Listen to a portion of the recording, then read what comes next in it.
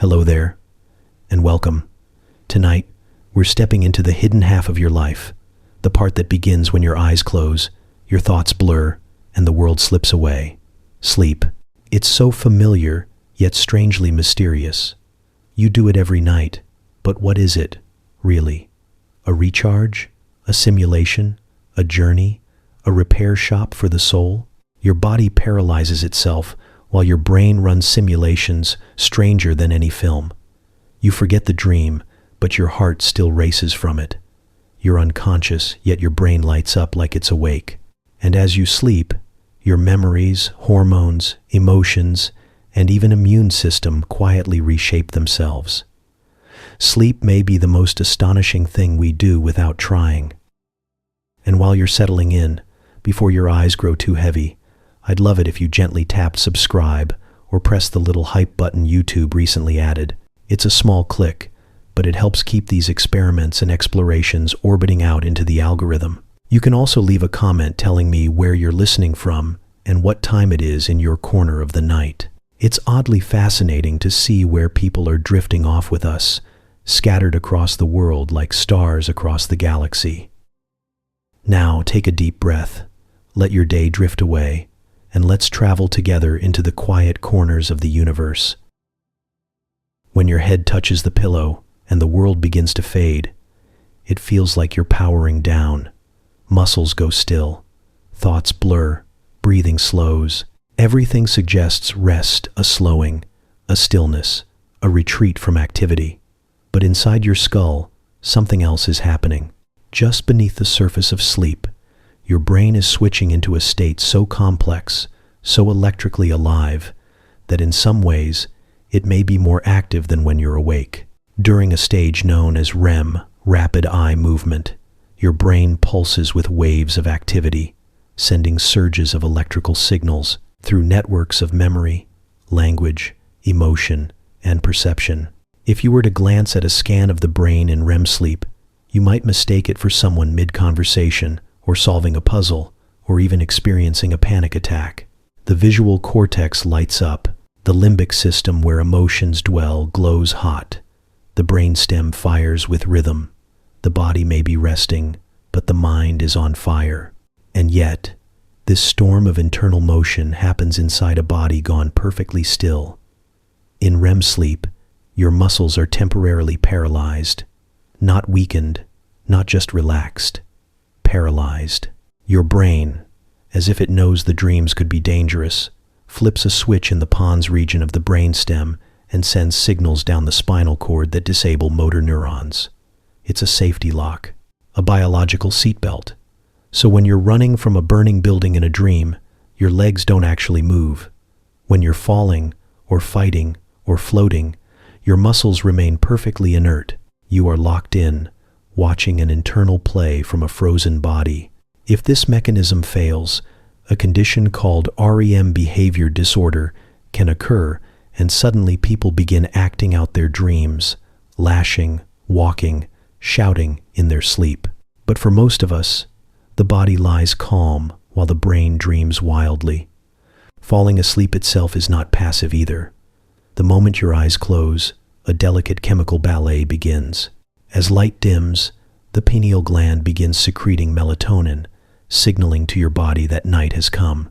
Blood pressure drops, breathing slows, and your core temperature begins to fall. This subtle cooling isn't just a coincidence of night, it's essential. The drop in internal temperature helps trigger the first stages of sleep. It invites the body inward, away from action. The hands and feet warm as blood vessels dilate, releasing heat like a quiet exhale, and the core drops by a degree or two, just enough to tip the scales towards sleep. That's why warm baths, cool rooms, and heavy blankets can feel like sleep potions.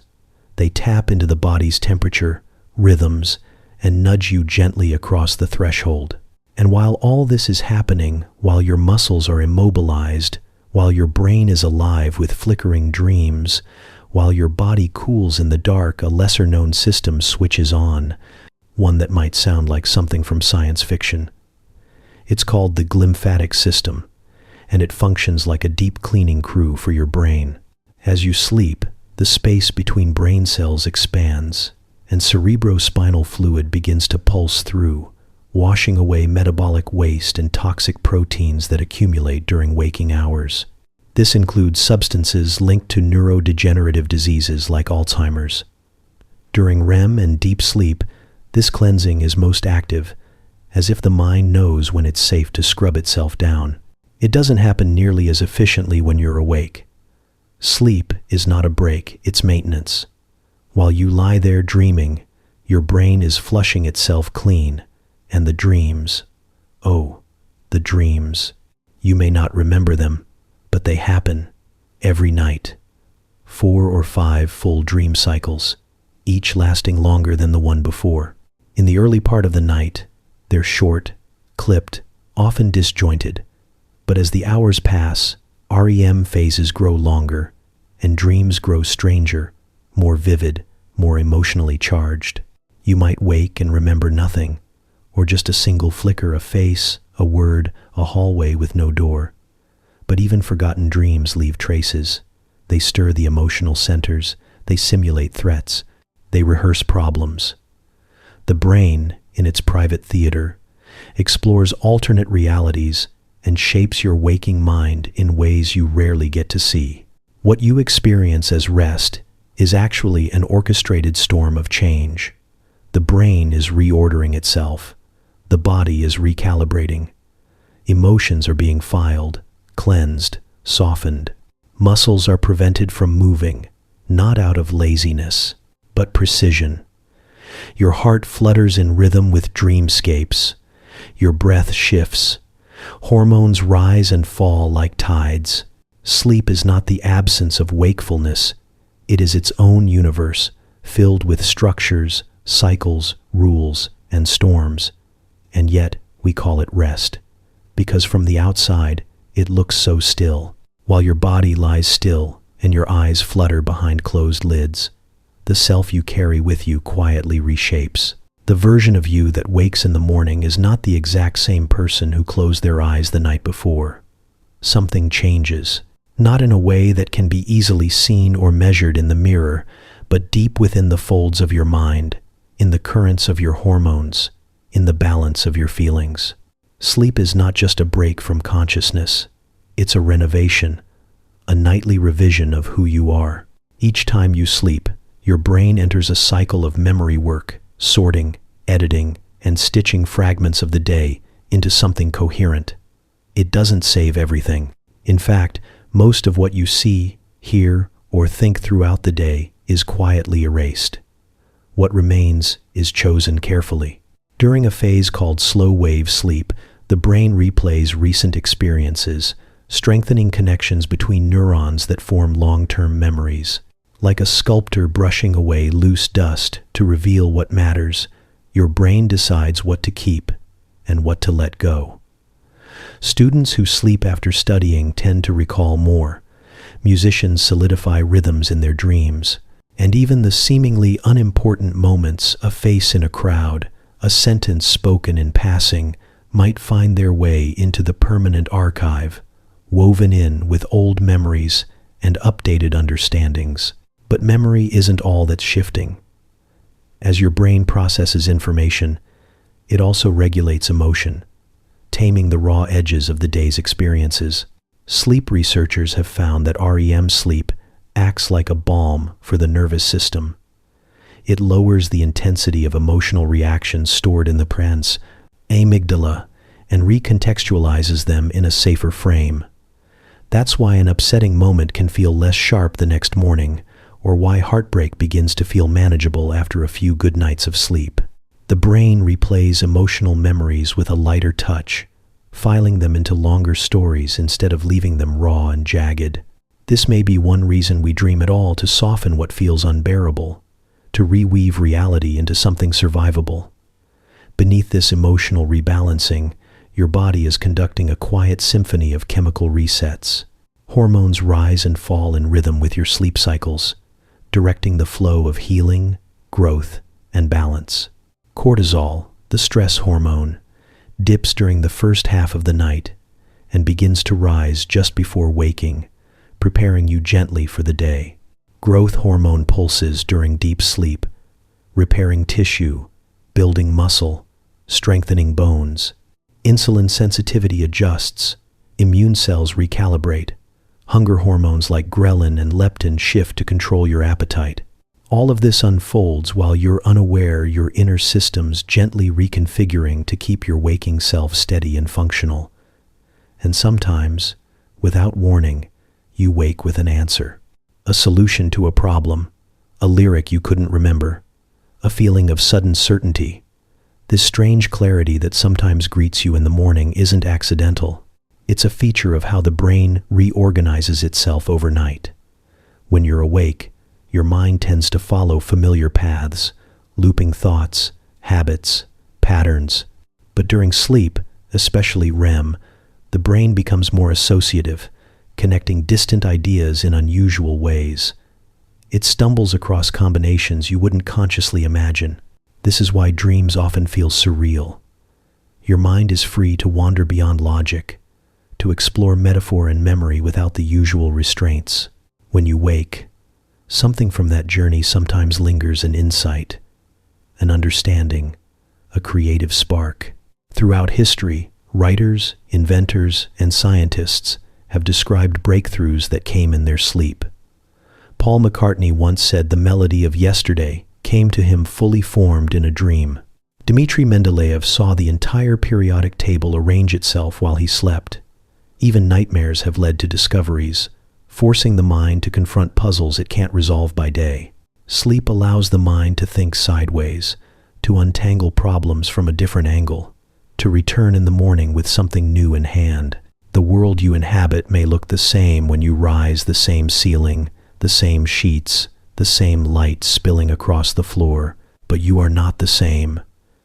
You've let go of memories you no longer need. You've filed away the important ones. You've softened emotions, regulated hormones, possibly solved a riddle your conscious mind couldn't reach. Sleep is a rebirth in miniature, a quiet shedding of one version of yourself and the arrival of another, slightly changed, slightly wiser, ready to begin again. Sleep is not a single thing. It's a landscape with shape and structure, a journey across distinct regions your mind travels through each night. And while it may feel like one long drift into darkness, the truth is more layered, more rhythmic, more intricate than we once believed. You do not fall asleep and simply stay asleep. You move, you loop, you descend and rise, again and again, through repeating cycles of restoration, repair, and dreaming. What we call a night of sleep is actually many nights in one, stitched together by a rhythm your body knows instinctively, even if you've never felt it happening. As you begin to sleep, the first territory you enter is called NREM, non-rapid eye movement. It is a quiet place, divided into lighter and deeper phases. The initial moments are subtle. Muscles relax, your heart rate slows. Brainwaves shift from the alert chatter of wakefulness to slower, rolling patterns. You may still hear sounds from the world around you, a creaking floorboard, a distant car, but your awareness of them begins to blur. You are no longer in full control. The weight of gravity begins to settle. This is the beginning of the descent. From here, you move deeper into what is called slow wave sleep, the deepest part of NREM. Here, brain activity becomes large and slow, like waves rolling across a still sea. In this stage, the body gets to work. Cells begin repairing themselves. Growth hormone is released, fueling regeneration in muscle, tissue, bone. Your immune system, often overwhelmed during waking hours, strengthens. This is the sleep that heals, the kind that knits broken things back together. And although you are unconscious, you are also being remade. Night after night, these quiet hours are when your body rebuilds itself, piece by piece, in silence. Eventually, almost without warning, your brain pulls you upward into something radically different, REM sleep. Your eyes begin to flicker rapidly beneath your lids, your breathing grows more shallow and irregular, and brainwaves start to resemble those of the waking state. This is where dreaming happens. The mind becomes vividly active, generating stories, emotions, images, often without logic, yet full of meaning. Your body remains still, paralyzed by design, but inside your mind, whole worlds unfold. REM is a storm behind closed doors. It's where emotional memory is processed, where associations are reshaped, where the impossible becomes normal, and every color seems brighter than in the day. These stages, NREM and REM, are not static. They repeat.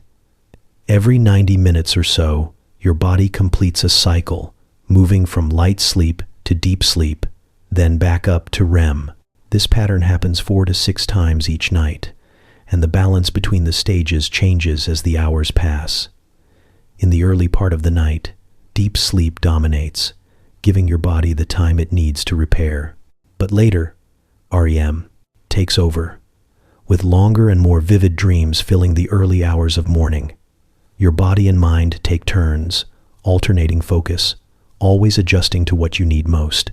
It is not just rest, it is design. And inside this architecture, there are even smaller, stranger details, like sleep spindles. These are bursts of rapid brain activity that occur during stage 2 NREM, often just before you fall into deeper sleep. For a long time, they were a curiosity, an odd quirk of the sleeping brain. But now we know they play a role in memory. Sleep spindles are like gentle zaps of electricity that help transfer information from short-term holding areas into long-term storage. When they fire, your brain is deciding what to keep, what you learned that day, what mattered emotionally, what needs to be remembered tomorrow. The more spindles, the stronger the memory. And they do something else. They shield you. Spindles help block out external noise, guarding your sleep from interruption. It's why some people can sleep through noise one night and not the next. Their brains may be producing more or fewer spindles depending on what they need. You may not feel them, but they are working constantly, helping your mind stay asleep and stay sharp at the same time. So much happens in the dark that we never witness. A choreography of brain states, chemical signals, and biological patterns unfolds beneath the surface. And though we often say we fall asleep, what actually happens is far more structured. A spiral staircase your body climbs down and up, again and again, each level serving its own purpose. Light sleep protects. Deep sleep restores. REM sleep creates. Sleep spindles transfer and defend. Nothing is accidental. Every stage is a thread in the larger tapestry that keeps you alive, learning, healing, and becoming. When morning comes and you open your eyes, it's easy to think you've simply been gone for a while, that your body went still and now it's back. But sleep is not a pause, it is architecture.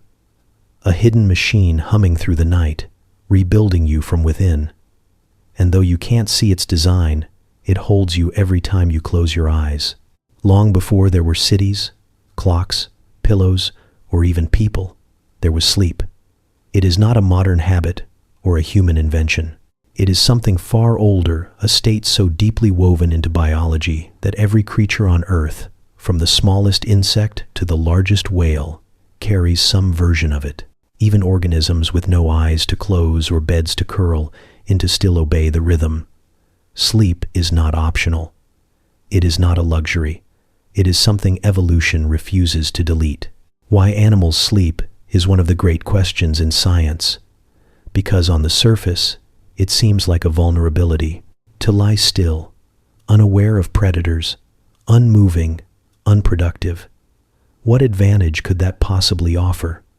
And yet, nature keeps choosing it.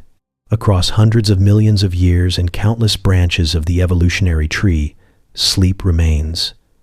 It must do something so important, so irreplaceable, that evolution decided it was worth the risk. Even the tiniest of creatures, those without a cortex, without language, without culture, they all sleep. Take the fruit fly, a tiny creature barely the size of a grain of rice. It sleeps. Not in the same way we do, perhaps, but unmistakably, its activity drops off, its responsiveness diminishes. If deprived of sleep, its behavior changes. It becomes sluggish, disoriented. If the deprivation continues, it begins to suffer cellular damage and cognitive failure. Even in its tiny brain, only a fraction of a human's, something vital is happening during those moments of stillness. Researchers have gone so far as to create fruit flies genetically resistant to sleep pressure. In other words, flies that don't feel tired, and still, their bodies shut down. Even without the urge, the need remains. In more complex animals, sleep takes stranger shapes. Some birds and aquatic mammals have evolved a mechanism known as unihemispheric slow-wave sleep, the ability to let one half of the brain sleep while the other stays awake. Dolphins do this. One hemisphere at a time drifts into slow-wave sleep, while the other remains alert enough to breathe, swim, or watch for danger. One eye closes, the other remains open. They alternate sides every few hours, always partially aware, always partially resting. It's a balance between survival and restoration, proof that evolution doesn't remove sleep, even under pressure. It simply bends it into new forms. Birds do it too. Some migratory species fly for days or weeks without landing, sleeping mid-flight with half their brain. They rest on the wing, carried by wind currents, navigating by starlight and magnetic fields, all while one half of their mind sleeps in fragments. Swifts, which spend most of their lives in the air, have been recorded sleeping during flight, their brains oscillating between alertness and rest without ever landing. These adaptations might seem alien to us, but they reveal a deeper truth that sleep is not a behavior, it's a biological imperative. The body will find a way. Sharks, which lack the same kind of sleep structure seen in mammals, still enter periods of reduced activity and altered brain states. Worms, jellyfish, even certain species of coral exhibit cycles of rest. And at the other end of the spectrum, elephants, massive, intelligent, and constantly on the move, may sleep less than any other mammal. Just 2 hours a night, broken into short segments, but still, they sleep. There are no exceptions. Life has tried everything else, growing bigger brains, evolving eyes in the dark, building shells and venom in wings, but it has never found a replacement for sleep. In dolphins, the strangeness goes deeper. They are born sleepless. For the first several weeks of life, newborn calves and their mothers remain constantly in motion, never fully resting, gliding through the water in tandem. The mothers remain alert, guiding the calves to breathe, nurse, and stay close. Their brains stay active, never dropping into full sleep, and yet no damage seems to occur. Only later do they adopt the alternating pattern of half-brain sleep. Some scientists believe their brains are protected during this initial sleepless window by special adaptations, a kind of suspended need. But eventually, even they must surrender to the rhythm. It always comes. The stillness, the slow wave, the drifting. Sleep, deprivation in animals, is not just unpleasant, it's deadly. In rats, extended sleep loss leads to immune failure, temperature regulation collapse, and eventually, death. Not from exhaustion, but from internal systems breaking down one by one. The body cannot cope. Insects deprived of rest live shorter lives, reproduce less, and begin to lose the ability to form long-term memories. It is as if sleep is not just a recovery from waking life, but a boundary that keeps life functioning at all. And still, sleep is not uniform. It adapts to the needs of the species. Predators tend to sleep longer and more deeply. Prey animals sleep lightly, in shorter bursts, always attuned to sound and movement. Giraffes sleep only minutes at a time, standing up, eyes open, ears twitching. Their entire nightly rest may total less than 30 minutes. Cats, by contrast, can spend over 16 hours a day sleeping not out of laziness, but biology. Their hunting style and energy usage favor long periods of rest, punctuated by bursts of speed and focus. The architecture of sleep matches the life that contains it. In every creature, there is a cycle, a rhythm, an invisible pulse that tells the body when to power down and when to rise again. Even in the absence of light or clocks, animals will drift into sleep. Their brains enter familiar states, their cells shift modes. It is built in, hard-coded, a kind of gravity that pulls them inward, no matter how far they've evolved. Sleep is not a leftover behavior from a simpler time. It is a foundation. Life sleeps because it must. And so, when you close your eyes at night and drift into the familiar dark, you are joining a lineage that stretches back through the tree of life. You are stepping into a ritual shared with birds on the wing, dolphins in the sea, and flies in their fragile glass cages. You are obeying something ancient, something written in the code of living things. It doesn't matter that your dreams are different, or that your mind is more complex, or that you now build alarms to wake yourself from it. Sleep remains. The world may change around it, but the need does not. You sleep because you are alive, and to be alive is to surrender, every night, to the quiet pull of something older than thought. From the moment you're born to the final stretch of life, sleep moves with you, reshaping itself to fit your biology like a second skin. It isn't a fixed act, a static habit learned and performed the same way across decades. Sleep grows and fades, bends and breaks, adjusting itself to your needs, your chemistry, your age. Like a lifelong companion, it walks beside you, silent and changing, marking time not with calendars, but with patterns of rest. At birth, sleep is everything. Infants live in a world stitched together by naps, 20-minute dozes, and long, unfurling hours of slumber. They don't yet know day from night. Their circadian rhythms, those internal clocks that guide the rise and fall of wakefulness, haven't matured. Instead, sleep comes in waves, washing over them without warning. A newborn can sleep 16 to 18 hours a day, in short fragments, as their brain begins to map out reality. And while it may seem chaotic from the outside, this early sleep is rich in REM, the dreaming stage, where the brain sparks and fires, growing connections, building foundations for everything they will one day understand. The infant's world is small, a crib, a ceiling, a familiar face, but the brain is traveling far and fast, laying the groundwork for language, emotion, movement, memory. They are dreaming their way into being. As children grow, their sleep becomes more consolidated. Naps retreat into the afternoon and vanish altogether by early school age. Bedtimes become routine. The architecture of sleep settles into cycles, deepening, stabilizing, finding a rhythm. During this stage of life, sleep remains generous, 10 to 12 hours a night, and essential. Growth hormones surge during deep sleep.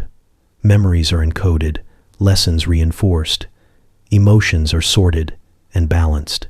When children sleep, they're not just resting, they're developing, invisibly and constantly, shaped by the dreams they will forget by morning. Then comes adolescence, and with it, a mysterious shift. Teenagers aren't just being lazy when they stay up late and sleep in. Their biology has shifted. The internal clock that once signaled sleepiness at 8 or 9 p.m. now holds off until 11 or later. Melatonin, the hormone that cues sleep, is released later in the evening, nudging them into what feels like nocturnal life. Their need for sleep is greater than ever, often 9 hours or more, but the world rarely makes room for it. Early school start times clash with their biology, forcing them to wake during what is, for their brains, still the dead of night. As a result, many teenagers live in a kind of chronic jet lag, caught between what their body needs and what their schedule demands. And yet, during those stolen hours of sleep, their minds are pruning, rewiring, refining. They're learning how to be adults, how to feel deeply, how to carry memory and identity. Sleep in adolescence is turbulent but transformative. Adulthood brings a different kind of sleep, less abundant, more easily disturbed, often taken for granted. Responsibilities grow, stress seeps in. Light pollution, noise, screens, and caffeine chip away at the edges of rest. The average adult sleeps around 7 hours a night, though the need remains closer to 8 for most. Deep sleep becomes less frequent. The boundary between waking and sleeping grows more porous, and yet, even here, in the long middle stretch of life, sleep continues to serve. It repairs, it restores, it cools emotional fires and sharpens decision-making. Without enough of it, attention falters, mood dips, the body breaks down faster. Sleep in adulthood becomes a negotiation, something to protect, to carve out space for, to reclaim from the edge of busy lives. As old age arrives, sleep shifts again. It becomes lighter, more fragmented. The deep stages, slow wave sleep, become shorter, less frequent. REM sleep thins. The total time spent sleeping may decrease, but the need for rest does not disappear. Older adults often wake more during the night, nap during the day, and find it harder to fall asleep in the first place. This is not simply the result of aging bodies, but changing brains. The suprachiasmatic nucleus, the brain's master clock, begins to degrade. Melatonin production declines. Health conditions, medications, and changes in routine all conspire to disrupt rest. But even so, the desire for sleep remains. The body still seeks it, the mind still benefits from it. And in many older adults, the pattern shifts but does not disappear. Rest is simply scattered across more hours of the day. But perhaps the most curious transformation in sleep isn't one we see in the body, it's one buried in our history. Before artificial lighting, before electric clocks and glowing screens, sleep looked different. In diaries, letters, and medical texts from centuries past, there are references to a thing called first sleep and second sleep. People would go to bed shortly after dusk, sleep for 4 or 5 hours, then wake not in panic, but peace. They would stay awake for an hour or two, reading, praying, talking, even visiting neighbors. Then they would return to bed for their second sleep, rising again with the dawn. It was normal, expected, even cherished. A built-in intermission in the night. This segmented sleep pattern, historians now believe, was once common across much of the pre-industrial world. It matched our internal clocks more closely than modern sleep does, allowing a gentle ebb and flow through the night. The arrival of gas lamps, then electric light, began to push bedtime later. Work schedules tightened. Slowly, the idea of a single, uninterrupted stretch of 8 hours became the gold standard. But the body remembers. Even now, when you wake for no reason at 3 a.m. and stare into the dark, it may not be a disorder. It may be an echo of something older, something natural, something once woven into the rhythm of life. So sleep, like life itself, does not stand still. It changes with age, with culture, with the tools we use and the bodies we inhabit.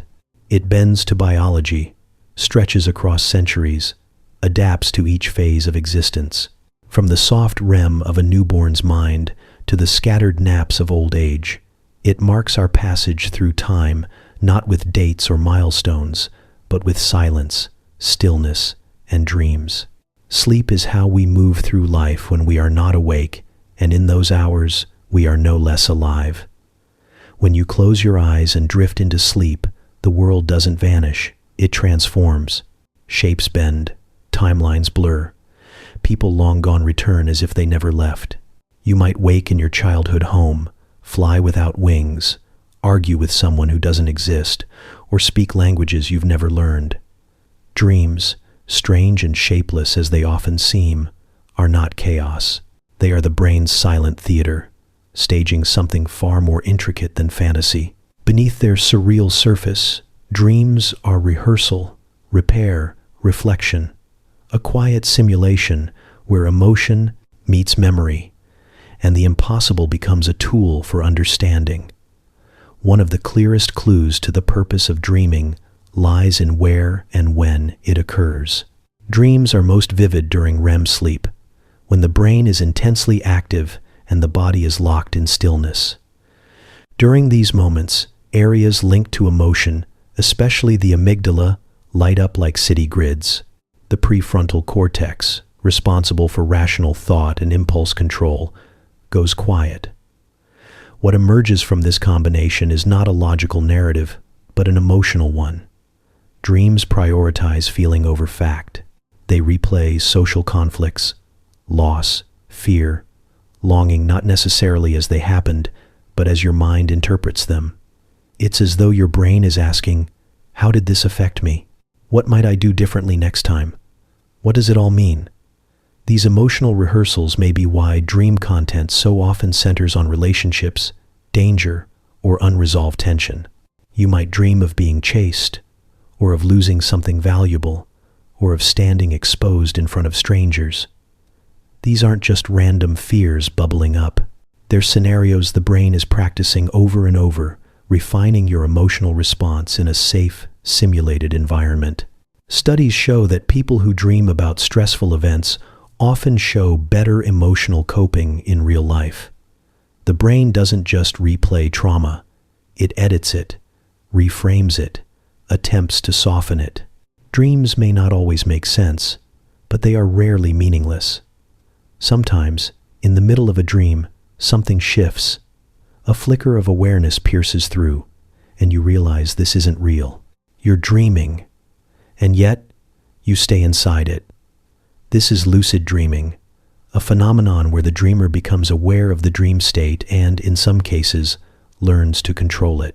The experience can be exhilarating, strange, even deeply emotional.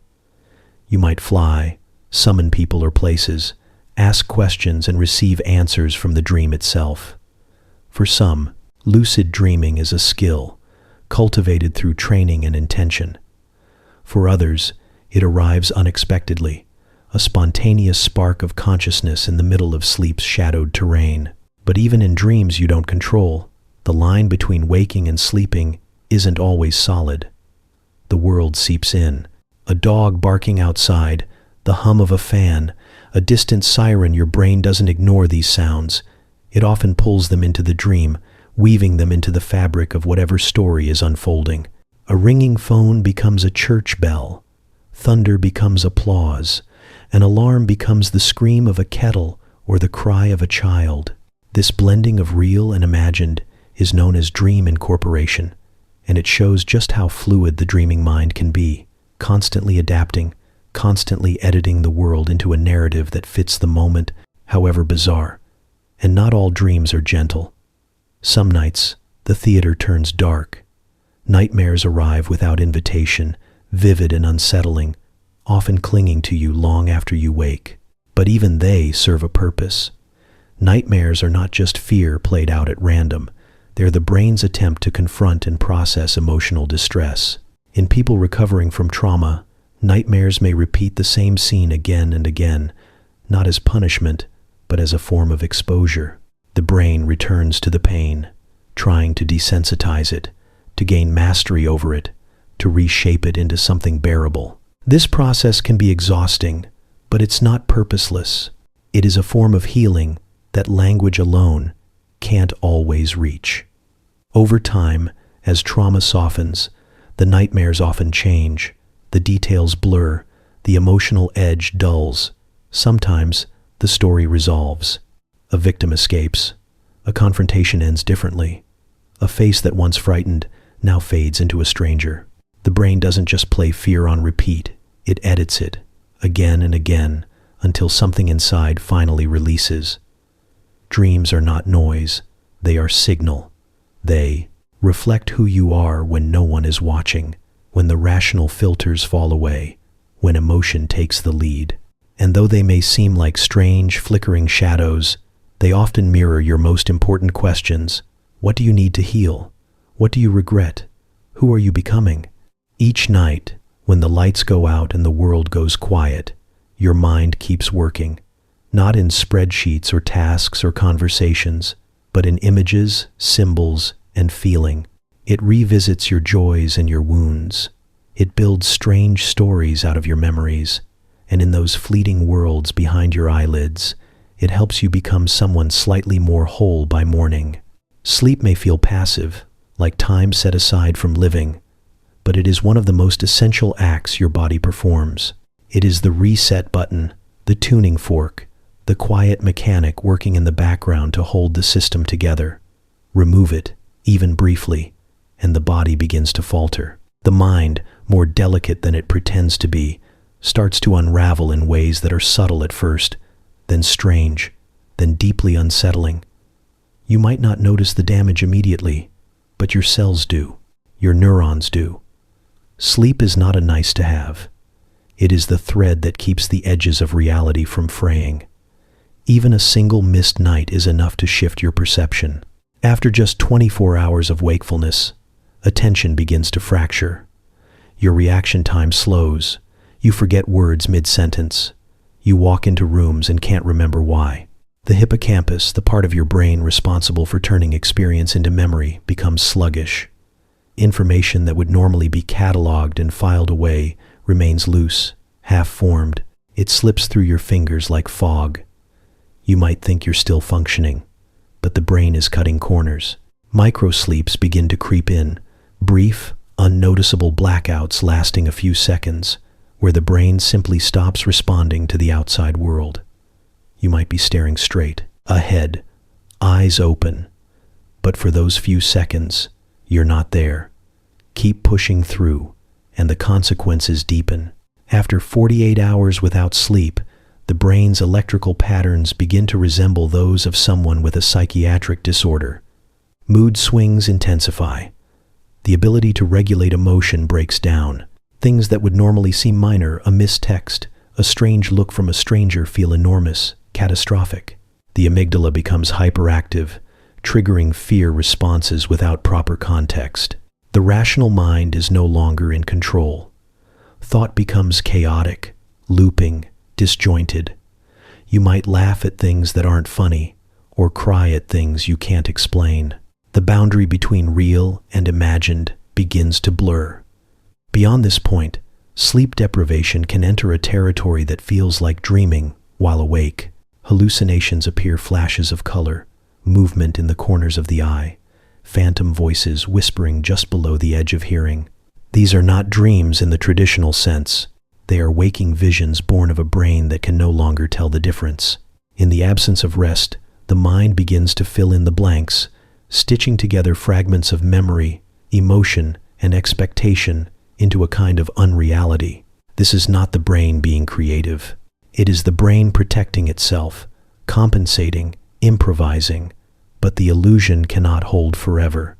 In extreme and rare cases, the loss of sleep becomes not just disorienting, but fatal. There is a condition, passed down genetically in a handful of families around the world, called fatal familial insomnia.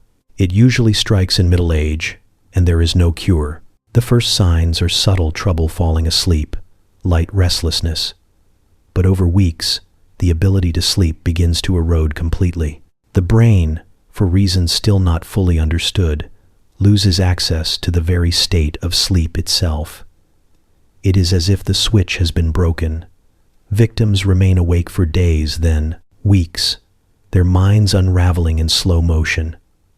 Memory fails. Speech becomes fragmented.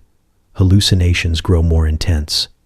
Eventually, the body begins to break down. The immune system collapses. Blood pressure fluctuates wildly. Muscles waste away. The mind deteriorates. And then, after months of wakefulness, the body dies. Not from injury or disease, but from the absence of sleep. Even in less extreme forms, chronic sleep deprivation leaves deep marks. Memory becomes porous. The risk of Alzheimer's and other forms of cognitive decline rises sharply. The glymphatic system, which normally flushes toxins from the brain during deep sleep, can't do its job. Waste products accumulate. Neuronal connections weaken. Long-term, the brain begins to show structural changes, reductions in gray matter, shrinking of the prefrontal cortex, thinning of regions responsible for focus and self-control. The damage isn't just temporary, it accumulates. And while the brain is resilient, it is not invincible. Microsleeps, those brief, uncontrollable lapses, become more frequent as sleep debt grows. In a quiet room, or even behind the wheel, you might close your eyes for just a second too long. You might not even notice it, but the brain has. These moments are not optional. They're emergency responses, forced shutdowns designed to protect the most vital functions. And during these blank spaces, anything can happen. Mistakes, accidents, gaps in memory you can't explain. You were awake, and then you weren't. What's most unsettling about sleep deprivation is how deceptively normal it can feel at first. You might push through with caffeine, with adrenaline, with willpower. You might tell yourself you're fine, that you're just tired. But inside, systems are shutting down. The mind is borrowing from itself, cannibalizing future focus and emotional clarity just to get through the next hour. And eventually, the bill comes due. The truth is, you can't outthink a tired brain. You can't override biology with determination alone. Sleep is not weakness, not laziness, not a luxury to be trimmed for productivity. It is survival. It is maintenance. It is what allows everything else, thought, memory, movement, love, to happen at all. You may not feel the cost immediately, but the cost is real. In the absence of sleep, the mind begins to forget how to be itself. It stutters, it sees things, it becomes afraid of shadows that aren't there. And then, eventually, it breaks. All from the quiet absence of something so many of us treat as optional.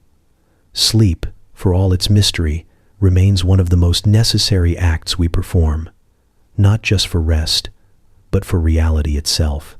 There is a version of you that moves through the world while your conscious mind sleeps, a version that stands, walks, opens doors, sometimes even speaks, all without the lights fully on inside.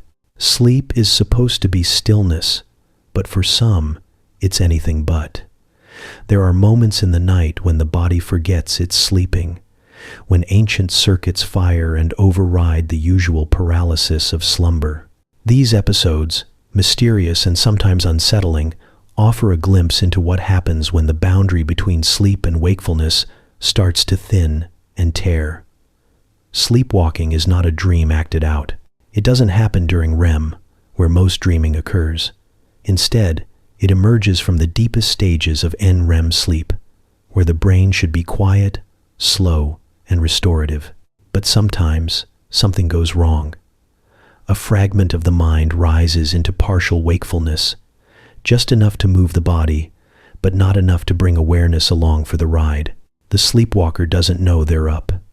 Their eyes may be open, but their mind is still elsewhere, submerged.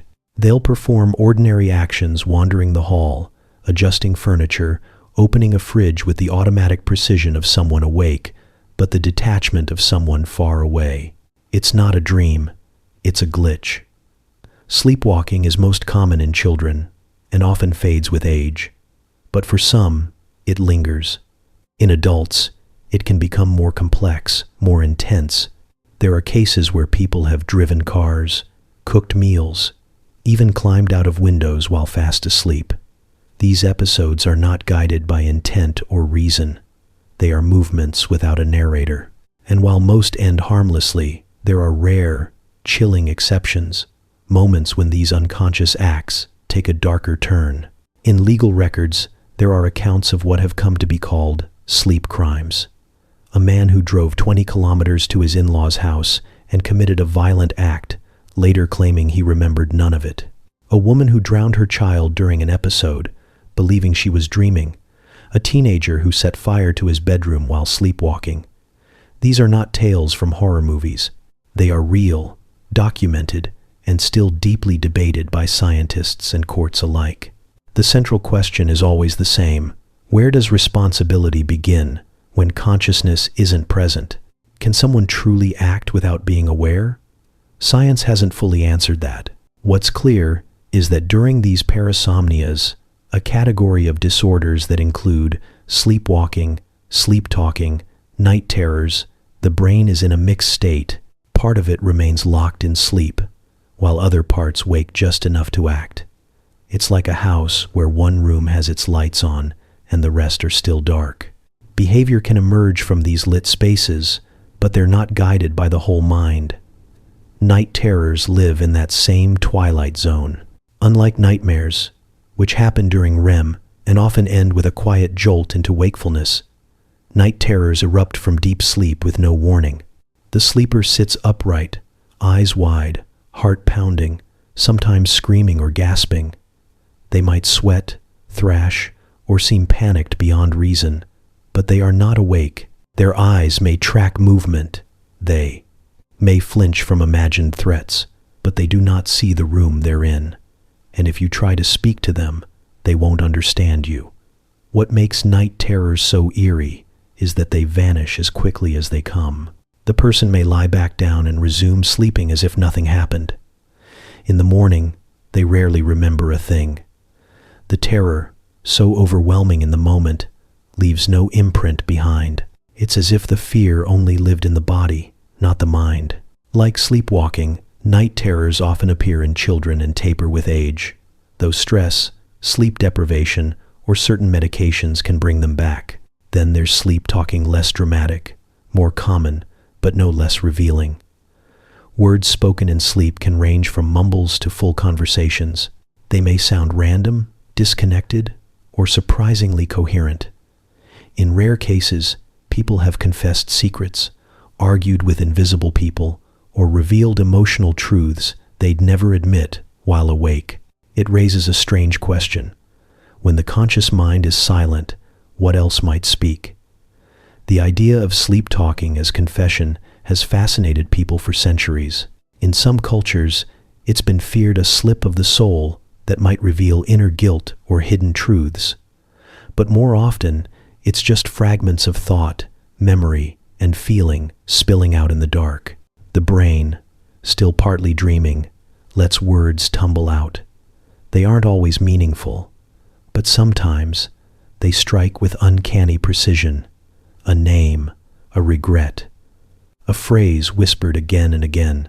Researchers have recorded sleep talkers during various stages of sleep and found that the language centers of the brain do remain active at times, even while most executive function is offline.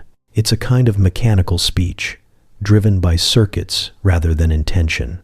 The result is like listening to a radio tuned halfway between stations, snippets of clarity in a sea of static.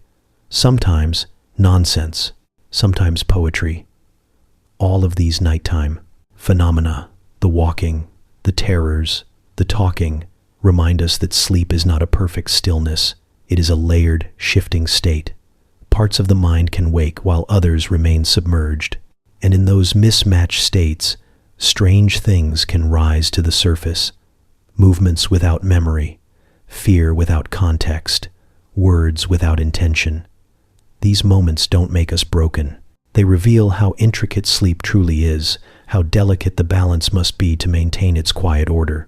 Most nights, we sleep soundly. We go under, we dream, we return. But sometimes, the system stutters. A signal crosses. A piece of the night escapes into the waking world. And we are left to wonder what else lies beneath the surface, waiting for the silence to speak. Not all sleep happens the same way, or for the same reasons, or at the same hours of the clock. Across the arc of human civilization, the way we rest has been as much a cultural expression as it is a biological function. Sleep is universal, but its patterns, rituals, and meanings shift with geography, belief, and time. What one culture considers natural, another might see as strange or lazy or even sacred. To understand sleep fully is not just to study biology, it is to wander through how humans, in every corner of the world, have folded dreams into the fabric of daily life. Long before the electric light carved our nights into fixed segments, people slept in multiple phases. This was not a sign of poor sleep, but of a rhythm in tune with the earth's turning. Historical records from Europe, Asia, and the Middle East speak of first sleep and second sleep. Two distinct periods of rest, separated by an hour or more of wakefulness in the deep middle of the night. People would rise gently after their first sleep, not to rush or labor, but to pray, read, talk quietly by candlelight, or simply sit and think. This midnight intermission wasn't feared. It was expected, natural, even welcome. Only with the rise of industrial schedules and artificial lighting did the notion of segmented sleep fade, replaced by the modern standard of a single uninterrupted stretch. But even now, fragments of that ancient rhythm persist. In many Mediterranean and Latin American cultures, the afternoon siesta remains a cherished ritual. It is not laziness, it is biology. Our circadian rhythm naturally dips in the early afternoon, making us drowsy. A short nap at this time can restore energy and focus, lowering stress and improving heart health. In places where the heat of the day makes work unbearable, the siesta is both practical and deeply human. Shops close, streets quiet, life pauses. In those still hours, rest is not stolen, it is given. In some parts of the world, sleep is not expected to happen all at once. Polyphasic sleep, dividing sleep into multiple segments across the day and night, is still practiced, sometimes by necessity, sometimes by design. Farmers who rise before dawn and nap in the afternoon. Monks who sleep in short intervals to maintain long hours of meditation. New parents, shift workers, nomads, all find ways to rest in scattered intervals. There is no one right way to sleep. There is only what allows the body to heal and the mind to dream. But culture shapes more than just the timing of sleep, it also molds what we believe about it. In Japan, the concept of inamuri, dozing off in public, is not seen as rude or disrespectful, but as a quiet badge of dedication. To fall asleep at your desk or on a train is to show that you are working hard, living fully. In some African and indigenous American cultures, dreams are not private or meaningless, but messages from the ancestors or the spirit world. They are shared, interpreted, sometimes even acted upon. In these communities, to ignore a dream is to miss a piece of truth. Contrast that with other parts of the world where sleep has long been tangled with guilt. In many Western societies, productivity is worshipped and sleep is treated as a barrier to doing more. Phrases like, "I'll sleep when I'm dead," or "burning the midnight oil," glorify exhaustion. Sleep is framed as weakness or indulgence, rather than the foundation for every waking achievement. But science has pushed back against that mythology. Rest is not the enemy of progress, it is the fuel for it. There are cultures where dreams carry weight beyond metaphor. Among the Aboriginal peoples of Australia, the dream time is not just a personal experience, it is a cosmic one. It describes a time beyond time, a spiritual origin of all things, woven into land, ancestry, and consciousness. In this worldview, dreams are not illusions, they are another way of seeing, another kind of truth. In Tibetan Buddhism, practitioners use dreams as a form of spiritual practice. Through lucid dreaming and dream yoga, the dream state becomes a training ground, a space to confront fears, observe the self, and prepare for death. Sleep becomes sacred not for the rest it brings, but for the awareness it can cultivate. Even nightmares, in this view, are not to be avoided, but explored. What are they trying to teach? Then there are the unspoken beliefs, the taboos, the superstitions. In some cultures, it is considered dangerous to wake a sleepwalker, or unlucky to speak a dream aloud before sunrise. Some believe that dreams can steal your soul, or that spirits visit the sleeping.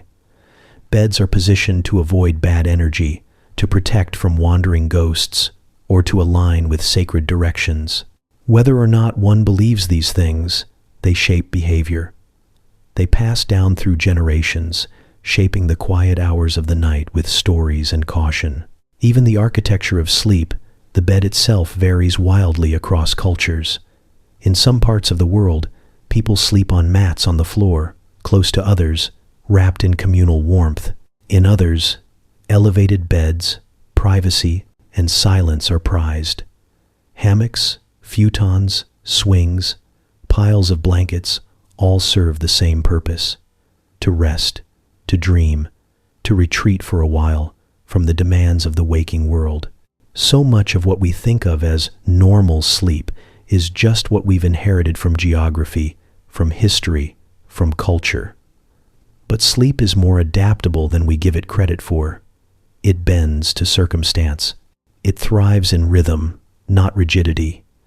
And when we look beyond our own habits, we see that humans have always found ways to rest, sometimes alone, sometimes together, sometimes in darkness, sometimes in light, sometimes in silence, and sometimes surrounded by the hum of life continuing around them. Sleep is as old as breath, but endlessly variable in how it's lived. It carries the fingerprints of ancestors, the echoes of rituals, the imprint of beliefs that shape how we close our eyes.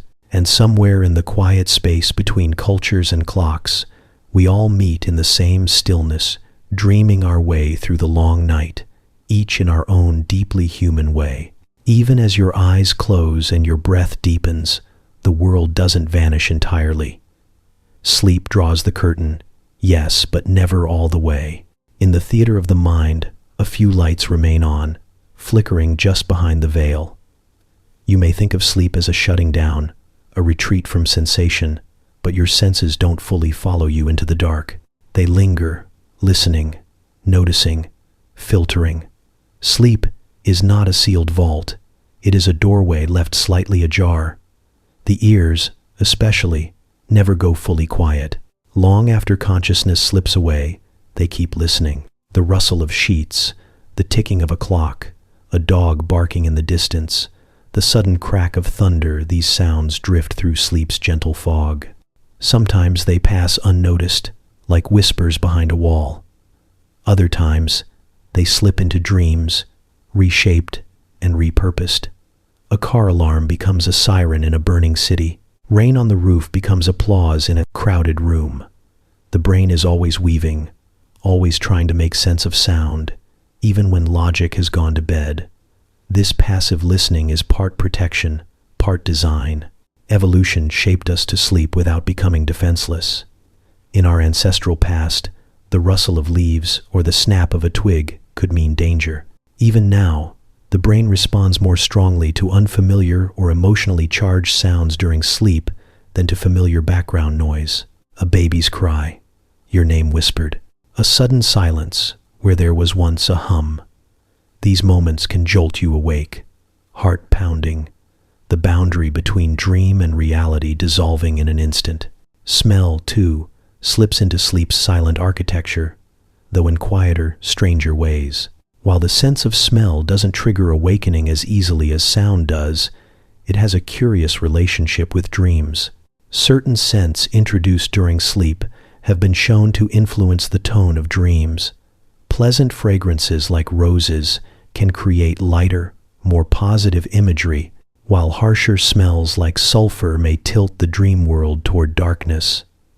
The effect is subtle, but real. The nose is not blind during sleep, it simply becomes more suggestible, a gentle conductor helping shape the soundtrack of your subconscious. But not all sensory experiences during sleep are soft and passive. Sometimes they turn vivid, visceral, overwhelming, and few experiences are more haunting than sleep paralysis. You wake, or think you do. The room is there, dim and familiar. You can see, you can hear, but you cannot move. The body remains paralyzed, locked in the protective stillness meant for REM, while the mind has surfaced too soon. In this in-between state, hallucinations often arrive shadowy figures, a crushing pressure on the chest, voices whispering from corners that weren't there before. These are not dreams, though they borrow the same language.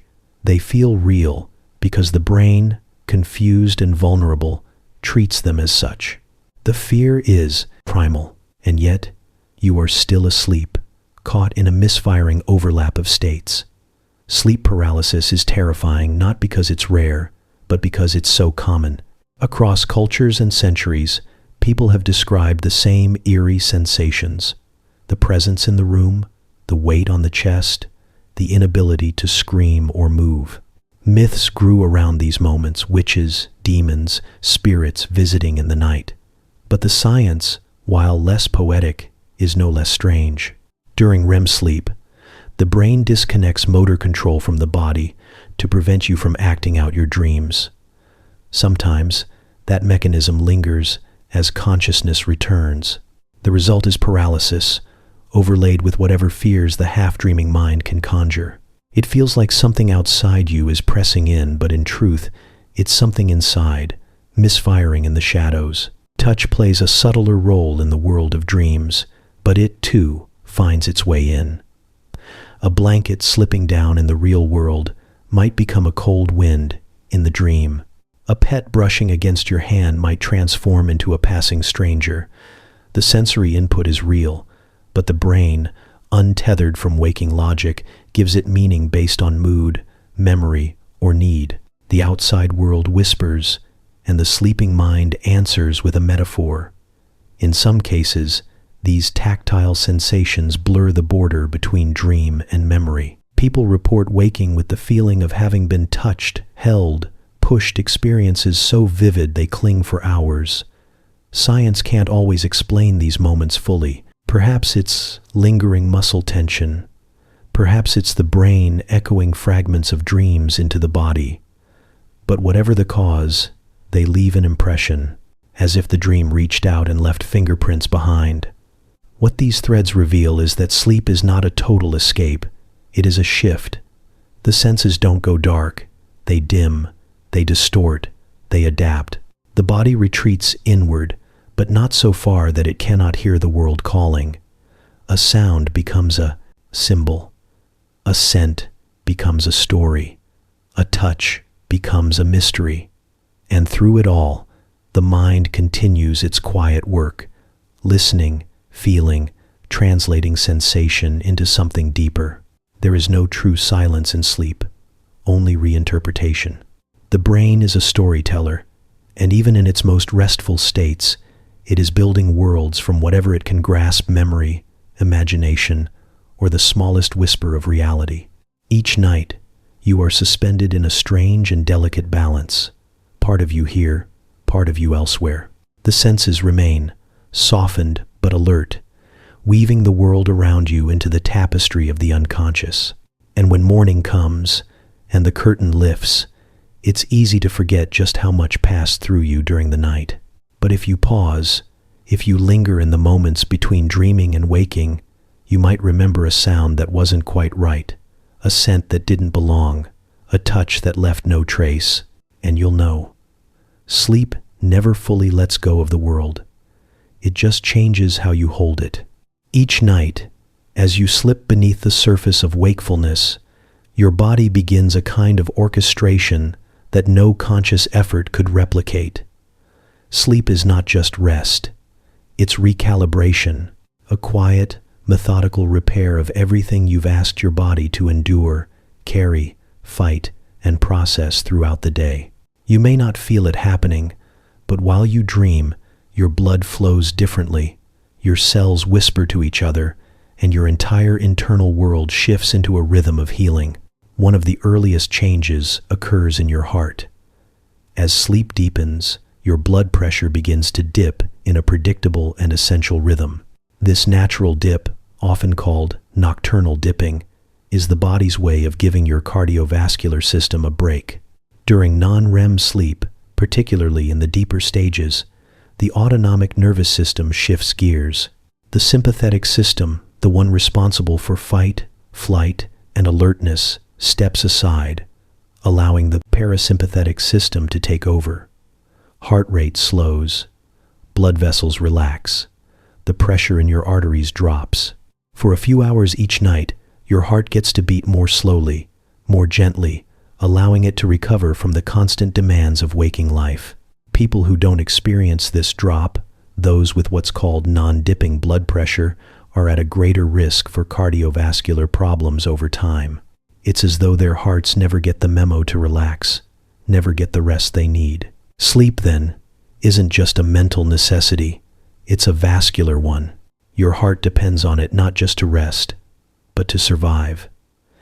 Meanwhile, your immune system is busy rewriting its internal code.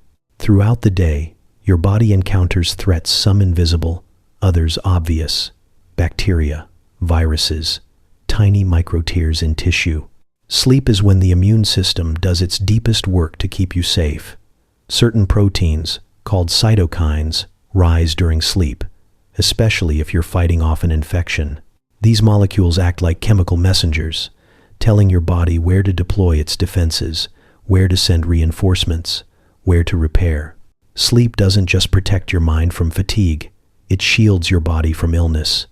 In fact, even a single night of poor sleep can weaken immune function.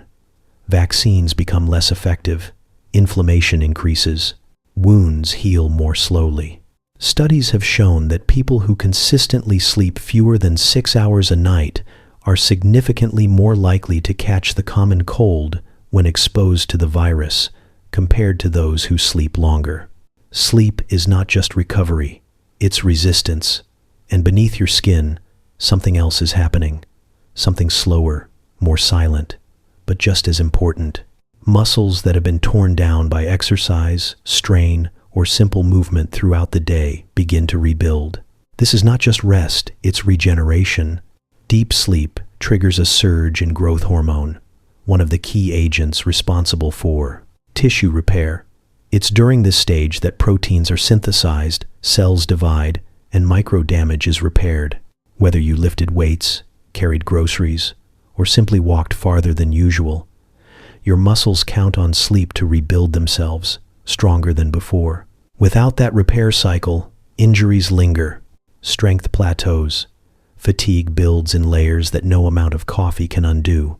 Muscle isn't built in the gym or through effort alone. It's built in the stillness that follows, when the body finally has time to tend to itself. And deeper still, at the hormonal level, sleep is shaping your hunger, your metabolism, your very cravings. Two hormones, ghrelin and leptin, act as chemical regulators of appetite. Ghrelin tells you to eat. Leptin tells you to stop. When you're sleep deprived, ghrelin rises and leptin falls. You feel hungrier than you should. You crave high-calorie foods. Your sense of satiety weakens. It's not a lack of willpower, it's a biochemical shift triggered by insufficient sleep. At the same time, insulin sensitivity decreases. Your body becomes less efficient at processing sugar, leading to higher blood glucose levels. Over time, this increases the risk of weight gain, diabetes, and other metabolic conditions. You may think sleep is passive, but inside, your body is calibrating every system that controls energy, appetite, and storage. The connection between sleep and weight isn't about burning calories while you rest. It's about hormonal balance. It's about giving your body the time and tools it needs to regulate itself. Without that time, you move through the world with systems that are out of sync, always a little off, always compensating. And so, as your mind descends into dreaming, your body takes up its silent choreography. Your heart slows, your blood vessels widen, your immune cells patrol. Muscles stitch themselves back together, fiber by fiber. Hormones rise and fall, guiding hunger, fullness, fat, storage, and repair. These processes don't happen all at once. They unfold in waves, following the rhythms of your sleep cycles, with different systems activated during different phases.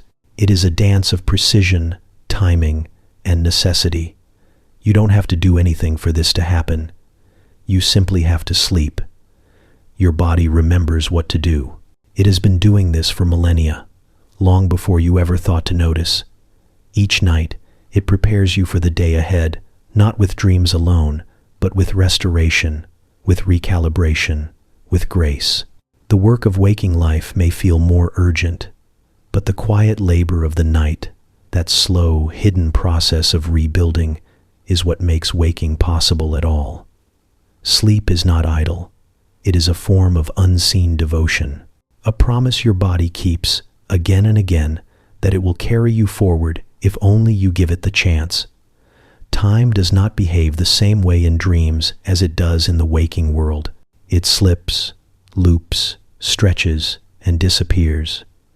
You might close your eyes and wake moments later to find you've experienced what feels like hours.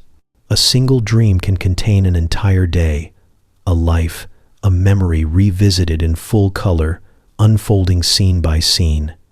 You live it, you feel it, and then you wake to find only a few minutes have passed.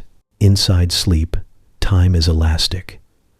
One of the strangest aspects of dreaming is just how real that elasticity feels. A 5-minute nap can contain a journey across continents. You might find yourself walking down a hallway, opening doors into different years of your life, moving through memories like rooms. Conversations stretch impossibly long.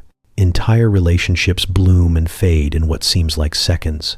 But the moment you return to wakefulness, that sense of duration collapses, and you're left with scattered fragments, often without a clear beginning or end.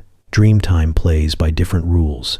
Scientists have tried to understand this phenomenon, and one of the most intriguing clues comes from the world of lucid dreaming, those rare, flickering moments when a dreamer becomes aware they are dreaming and can sometimes even control what happens next. In these lucid states, some researchers have asked participants to perform specific actions, like counting to 10 or moving their eyes in a coded pattern that can be detected in real life. The results are strange and revealing.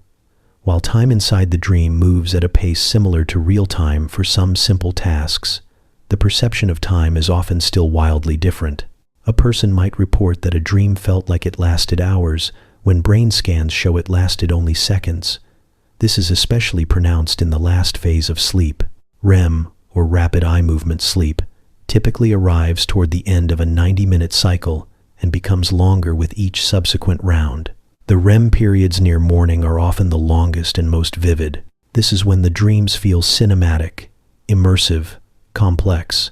The early REM dreams tend to be shorter, stranger, more fragmented, like flashes of light in a dark room. But as the night deepens and the body sinks further into rest, the mind becomes more willing to construct full narratives. These are the dreams that feel like they contain entire stories, and they are often the ones we remember most. But even within these elaborate dreams, time does not flow continuously. Dreams are notorious for their disjointed logic. You might be sitting in a cafe, and then, without transition, you're underwater.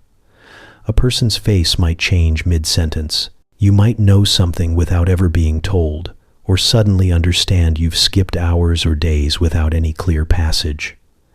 These gaps are not glitches, they are features.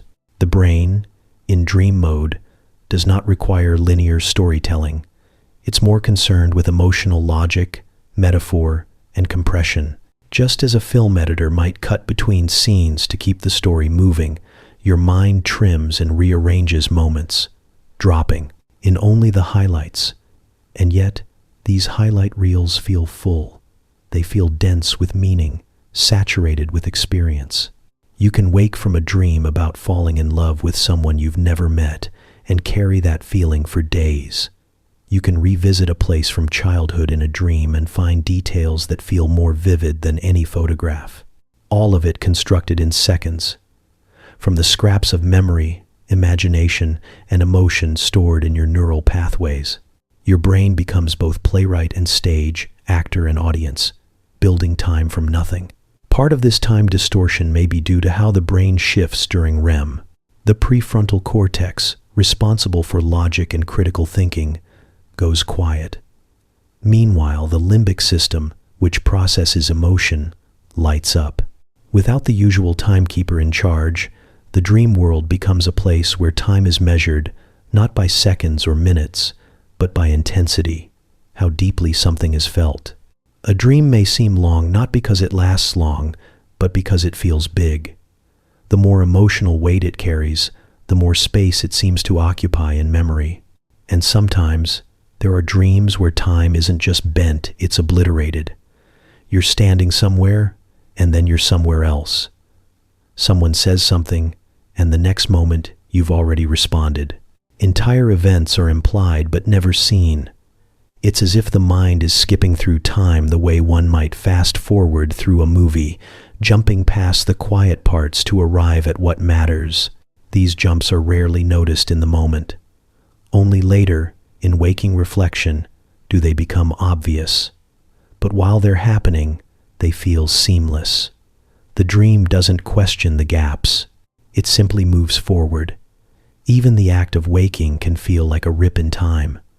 One moment you're deep inside another world, immersed in a scene so vivid it feels more real than real life. The next, you're staring at a ceiling, heart pounding, with only the lingering echo of what just was. There's a kind of grief in that moment, losing a world you only just remembered existing. And yet, the body does this every night, folding and unfolding realities, slipping you through non-linear time like a hand through water. In the end, time inside sleep is not something we can trap or measure easily. It is not a clock ticking in the dark. It is a fluid, a current, a mood. Sometimes it moves quickly. Sometimes it stops altogether. Sometimes it rewinds. But it always serves a purpose, even if we don't understand it. Sleep does not care for order. It cares for sensation, emotion, healing, and story. And within those stories, time is just another tool, a brushstroke in the painting of the night. So each time you close your eyes, remember, you are stepping into a realm where time is not fixed, but imagined, where a second can stretch to fill a sky, where a whole life can pass before you wake, where the deepest truths might arrive not in sequence, but all at once. In a quiet room, lit only by the glow of a screen or the soft shimmer of a bedside lamp, sleep is no longer left to mystery. The ancient ritual of rest is being charted, graphed, and quantified, translated into numbers, visuals, trends. Every heartbeat, every breath, every toss and turn, recorded. In the modern era, sleep is becoming a science not just of the mind, but of the marketplace. The dreamscape is being mapped. Sleep trackers, those slim bands on wrists, fabric headbands across foreheads, or sensors sewn into mattresses promise insight. They log your sleep cycles, measure how long you drifted through REM, and nudge you toward optimization. They show you when you were restless, how many times you woke up, how deep your sleep really was. But these devices, while fascinating, come with a quiet caveat. They may not always tell the truth. Many trackers rely on motion and heart rate data, which are indirect proxies for sleep stages. Stillness doesn't always mean sleep, and movement doesn't always mean you're awake. Some people fall into what's now called orthosomnia, a kind of anxiety over perfecting their sleep metrics. They stare at charts in the morning and wonder why they feel tired even after a supposed excellent sleep score. In their quest for better rest, they sleep worse. Yet this obsession is revealing something deeper, a hunger to understand what happens when the world goes dark. It's led researchers to go beyond wristbands and into the realm of brainwaves. Electroencephalography, EEG, has long been the gold standard for sleep research, mapping the rise and fall of brain activity through electrodes on the scalp. Now, brainwave monitoring is becoming more accessible, more personal. Wearable EEG headbands designed for home use can track the neural rhythms of sleep with growing precision, offering a window into how consciousness flickers and fades across the night. These devices can tell when you're slipping into theta waves, the slow tide of early sleep. They mark the drop into delta, the deep well of rest where the body restores itself. And when your brain begins to hum with the fast, erratic patterns of REM, they take note, capturing the moment your mind begins to dream. They turn the ephemeral into data, and in doing so, they bring us closer to the edge of something that was once only imagined. Dream recording. It sounds like science fiction extracting the contents of a dream and replaying it like a movie. But researchers have taken the first steps. At institutions like Kyoto University and UC Berkeley, scientists have trained AI models on fMRI brain scans, trying to match patterns of neural activity with specific images. Subjects are shown pictures while inside an MRI machine, and the brain's responses are cataloged. Later, when those same subjects fall asleep and begin dreaming, the brain reactivates similar regions, and the AI attempts to reconstruct what they might be seeing. The results are blurry, ghost-like approximations of images. Not exact, but suggestive. Shapes, patterns, a hint of what might have passed through the dreamer's mind. It's far from a dream cinema, but the implications are vast. Someday, fragments of dreams might be captured. Someday, we might understand why certain images repeat, why some people see faces they've never met, why entire worlds are built from memory, longing, and fear. Alongside these scientific advances, a wave of consumer sleep technology is offering not just observation, but influence. Sleep enhancement devices claim to nudge your brain into deeper states of rest. Some play pink noise gentler than white noise to help synchronize brain waves during deep sleep. Others emit subtle pulses of light or sound timed to your natural rhythms, designed to lengthen REM or reduce nighttime awakenings. They whisper to the brain in its own language, guiding it, ever so gently, toward stillness. There are smart pillows that cool themselves as your body warms, helping you fall asleep faster. Weighted blankets engineered to trigger pressure receptors, soothing the nervous system. Aroma diffusers that release scents shown to enhance dream vividness.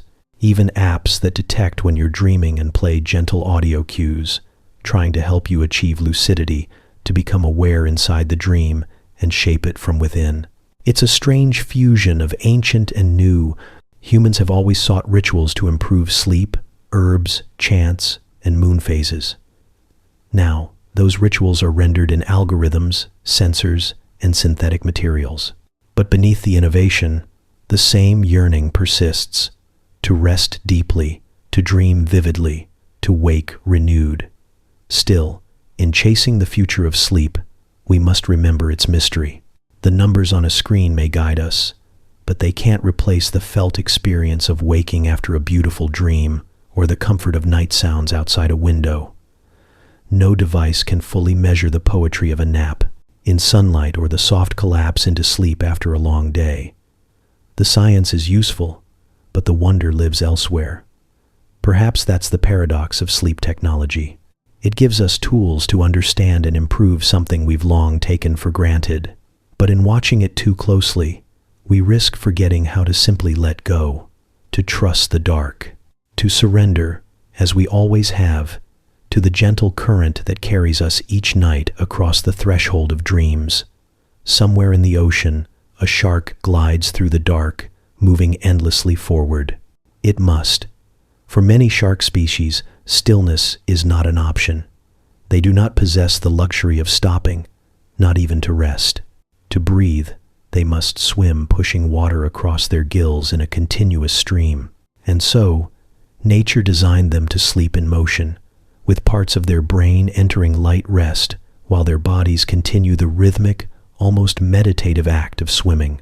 Their eyes remain open, scanning dim currents, as sleep arrives not all at once, but in slices, just enough to recover, just enough to survive.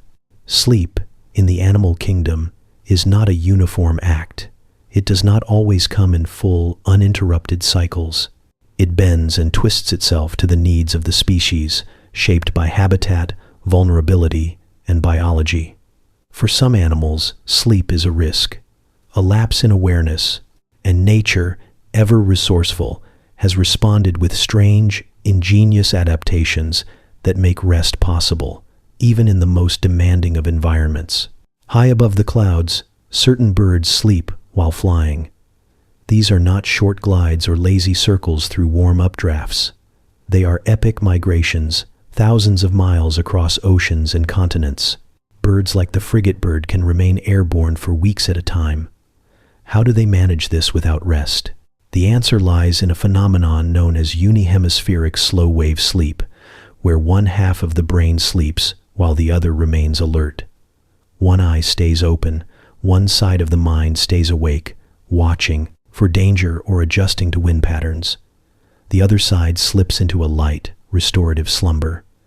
It's a compromise between safety and necessity. These birds can even adjust their sleep based on direction, resting more when gliding with the wind, waking more often when flapping against resistance. Sleep becomes modular, responsive, sculpted to circumstance. On land, the giraffe has perhaps one of the most extreme sleep routines. Despite its massive body and towering height, it sleeps less than any other mammal, sometimes as little as 30 minutes in an entire day. Not 30 minutes at once, but scattered across short episodes, often lasting only a few minutes each. When they do lie down, they often tuck their long necks around their bodies, folding themselves into the smallest form their anatomy will allow. This posture, vulnerable and exposed, cannot be maintained for long. In the wild, even a few minutes of unconsciousness can be a risk. So evolution has sculpted the giraffe's sleep into a series of cautious dips beneath the surface, just long enough to process memories, repair cells, and reset, just long enough to continue. And then there are ants, those endlessly marching workers, invisible armies reshaping the world grain by grain. Their sleep is nearly imperceptible. Research shows that certain ant species engage in micronaps, dozens of times an hour. Each nap lasts mere seconds, yet collectively, these fragments add up. An ant doesn't settle down for a night's rest. It pauses, briefly, then resumes. In a queen ant, the rhythm is different. She sleeps in longer cycles, conserving energy for the monumental task of reproduction. In this tiny world, sleep is parsed out in microscopic doses, perfectly balanced against the demands of an unceasing colony. Even more curious is the octopus. In recent studies, researchers have observed patterns of activity in octopuses that resemble REM sleep in mammals. During certain sleep states, their skin flashes with rapid, colorful changes. Spots bloom across their arms. Patterns ripple across their mantles. It's as if they are dreaming in color, in motion, wearing their subconscious on the outside of their skin. What they dream about, if they dream at all, is still a mystery. But the rhythms suggest cycles of depth and intensity, a kind of internal dialogue playing out in chromatic pulses. Even here, beneath the waves, sleep may be more than recovery. It may be imagination. These animal adaptations challenge our assumptions about what sleep is and how it must happen. We often think of sleep as binary. You're either asleep or awake. But across the natural world, it's often more nuanced. Some creatures sleep with one eye open. Some divide their rest into shards. Some sleep while flying, while swimming, while standing in fields under stars. The brain, it turns out, can be more flexible than we ever imagined. It can rest in parts. It can stagger its stillness. It can prioritize safety over depth, vigilance over dreams. Why do these patterns exist? Partly because evolution does not grant luxuries equally. A prey animal cannot afford the deep, extended sleep of a predator. A migrating bird cannot stop mid-flight for a nap. In each case, sleep must adapt to circumstance, trading luxury for survival, duration for function. But even in their brevity or fragmentation, these creatures still sleep.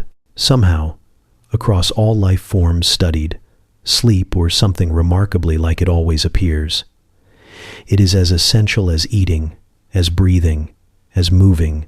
Even in the creatures that never stop swimming, there is a rhythm, a pause beneath the forward motion, a flicker of silence in a life of constant movement. In the animal kingdom, sleep is not just a pause in the day, it is a sculpted necessity, tailored to each species' needs and vulnerabilities. And within these bizarre, beautiful variations, we see the same truth reflected over and over, that rest, in whatever form it takes, is not optional. It is a thread woven into the fabric of life itself. Even in the most restless creatures, there is a moment, however brief, when the world grows quiet and the body turns inward, just long enough to begin again. Each night, as the lights of consciousness dim and the brain slips into its internal theater, something strange and wondrous begins to unfold. Images flicker behind closed eyes. Sounds emerge from silence. People, places, and memories fuse in unfamiliar ways. You might be back in your childhood bedroom, except the walls are made of water. Or you're speaking with someone you've never met, yet somehow know. Events unfold without logic or law, guided not by the real, but by the surreal. And when you wake, it's as though you've returned from a place you can't fully describe. A dream, a story without a storyteller. But why do we dream at all? For centuries, dreams have hovered at the edge of mystery. Ancient cultures believed they were messages from gods, visions from the spirit world, or glimpses into the soul.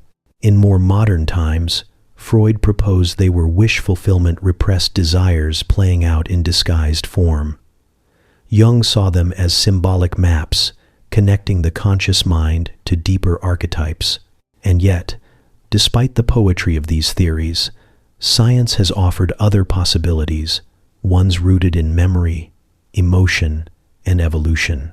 One theory suggests that dreams are the mind's way of sorting through the clutter of waking life. Every day, we take in an overwhelming amount of information: conversations, sights, sounds, worries, ideas. Sleep becomes a time to file it all away, like a librarian reorganizing shelves. Important memories are reinforced, while irrelevant ones fade. Dreams might be the byproduct of this process, a side effect of the brain flipping through mental pages, testing combinations, searching for patterns. This theory is supported by the fact that people who sleep after studying retain more information, and that REM sleep, in particular, seems tied to learning and memory consolidation. Another idea is that dreams help us process emotion. During REM sleep, the amygdala, the brain's emotional center, remains highly active. Meanwhile, the prefrontal cortex, which governs logic and inhibition, quiets down. This creates a unique environment where emotions can be expressed freely without the usual filters. Fear, desire, grief, joy, they can all rise to the surface. And in this emotionally charged state, the brain might rehearse reactions, reframe situations, or simply release pent-up feelings.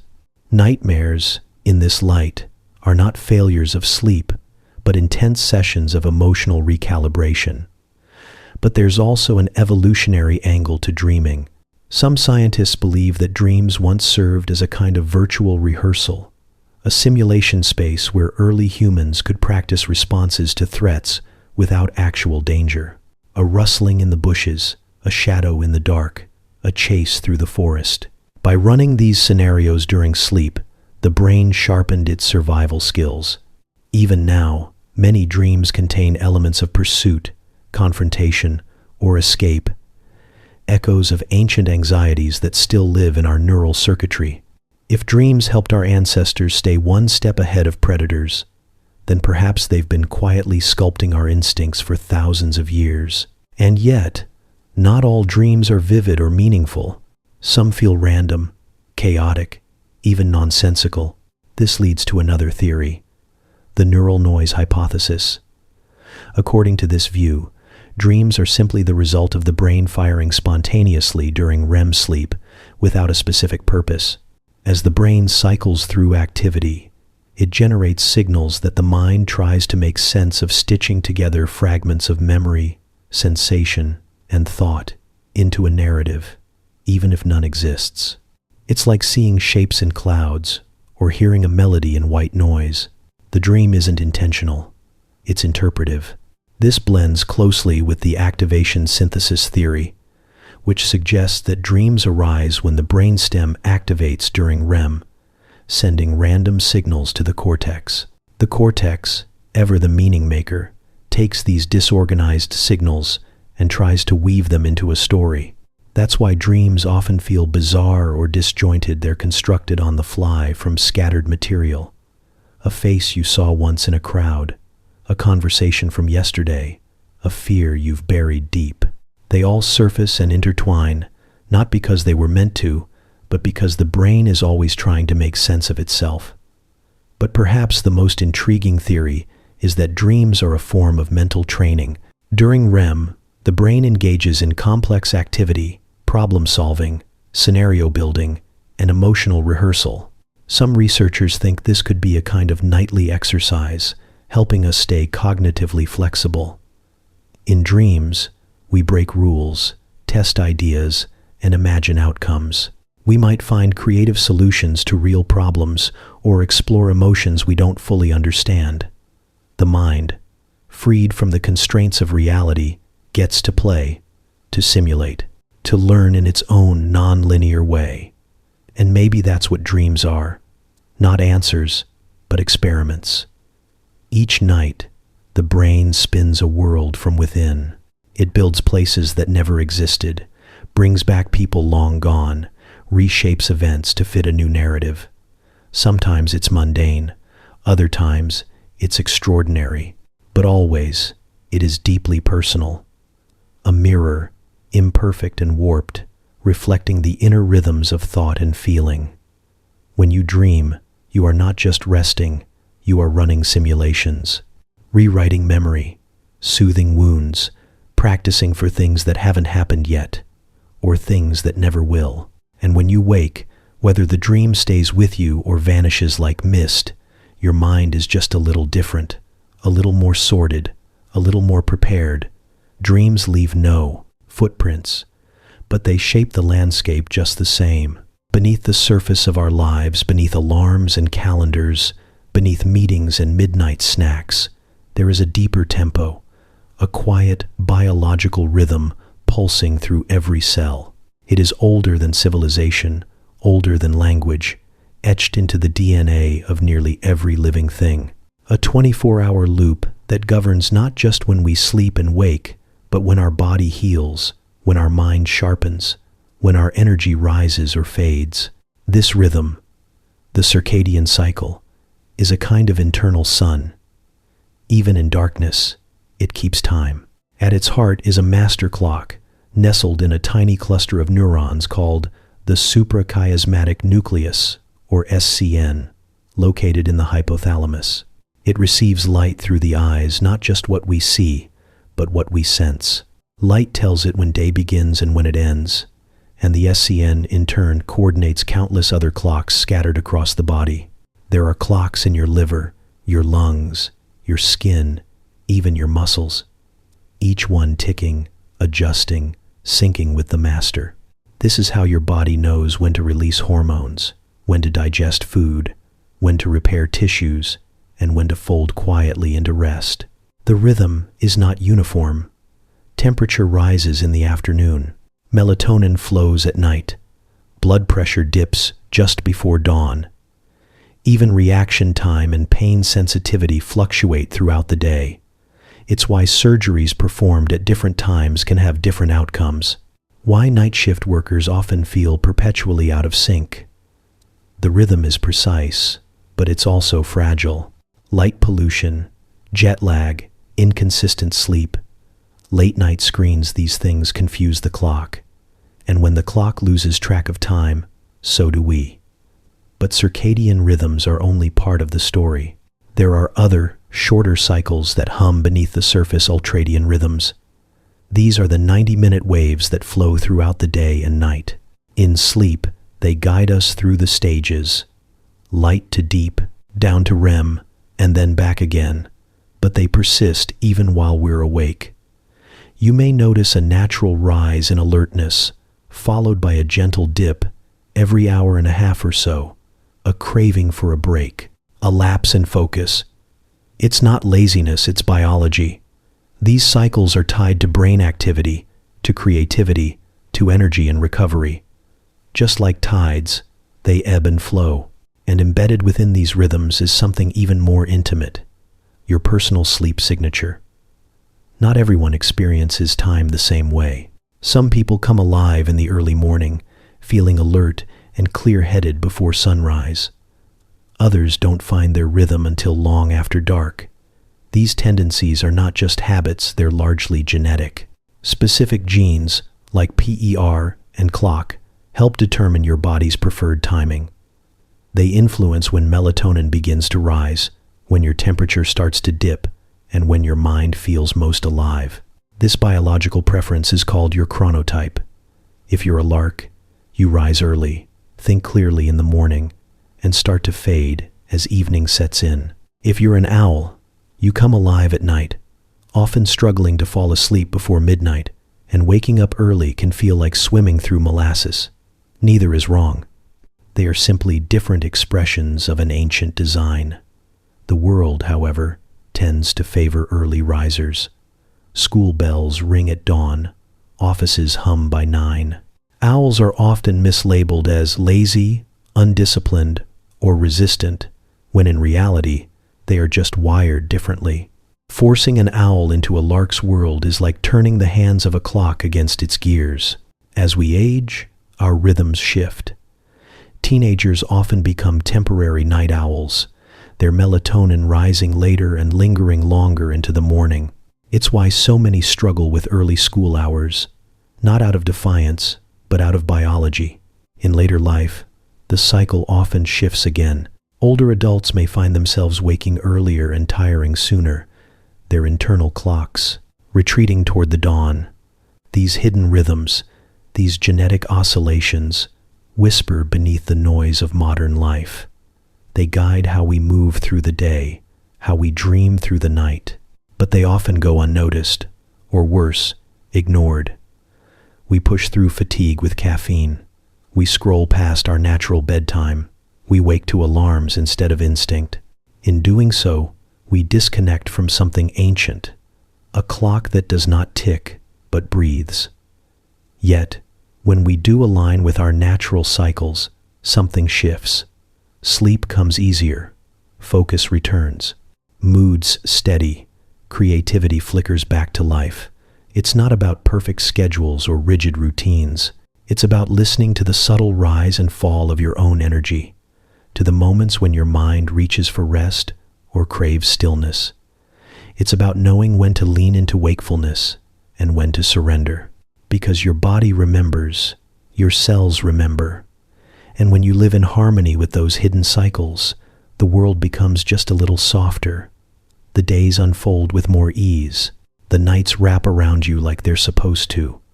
You begin to feel, once again, the rhythm that was always there, waiting, guiding, keeping time not with numbers, but with light, breath, and sleep. In the quietest corners of the night, when the world feels still and heavy and the air hums with silence, sleep does not always arrive gently. For some, the descent into unconsciousness is not a fall but a flicker, a space between waking and dreaming, where strange things begin to stir. The dark side of sleep is rarely spoken of, perhaps because it dwells where science meets shadow, where explanations falter and fear takes shape. Yet it is here, in these uneasy thresholds, that sleep reveals its most mysterious face. Sleep paralysis is one of the oldest nightmares humanity has known. It arrives when the mind wakes before the body does, caught in the space between REM sleep and full consciousness. You open your eyes, or believe you do. The room appears just as you left it, your ceiling, your window, the gentle spill of moonlight across the wall. But you cannot move. Your limbs are stone, your mouth sealed shut. You try to speak, to call out, but no sound comes. Panic surges like cold water.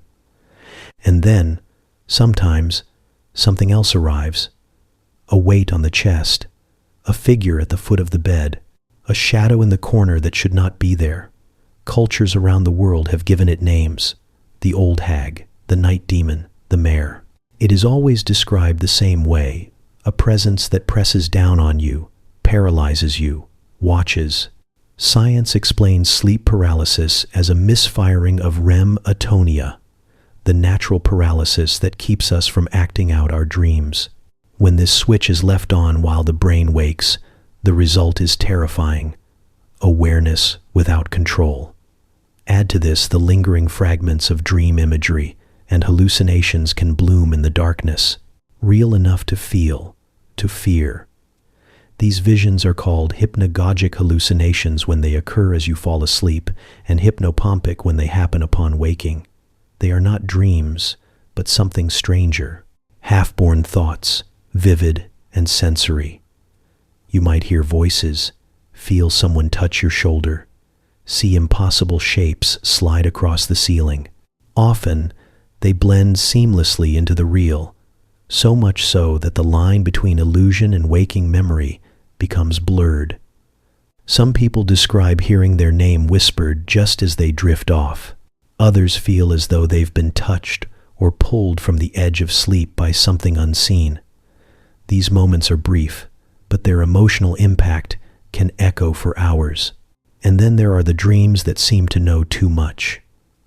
Throughout history, people have described nightmares that precede illness or emotional collapse. A woman dreams of drowning for weeks, only to learn her lungs are infected. A man dreams of being chased by wolves, later diagnosed with a heart condition. While these accounts are often dismissed as coincidence, some researchers suggest that dreams may pick up on subtle physiological cues, changes in immune function, temperature regulation, or hormone balance, and translate them into metaphor. The dream, in this case, is not prophetic, but perceptive. A whisper from the body to the mind, disguised in symbolism and story. Even without illness, nightmares serve a purpose. They act as emotional pressure valves, confronting us with fears we may not yet know we carry. In times of stress, trauma, or grief, dreams often turn darker. They replay painful events, stretch them into surreal scenarios, or morph them into symbolic struggles. The mind, given no release during the day, attempts to process it all at night. But this processing is not always gentle. Nightmares can leave us shaken, waking with hearts racing, bodies sweating, minds tangled in confusion. They do not wait for our permission to begin, nor our consent to end. And sometimes, simply the act of sleeping becomes a source of anxiety. For those with insomnia, night can become a battleground. The pressure to rest collides with the fear of not being able to.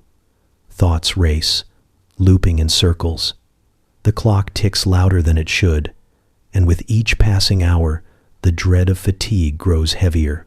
Sleep, meant to be a refuge, transforms into a tormentor. This cycle can feed itself. Fear of sleep leads to hypervigilance, which disrupts sleep, which reinforces the fear. Even those who sleep may wake feeling unrested, haunted by subconscious unrest. The body rests, but the mind remains tangled in knots.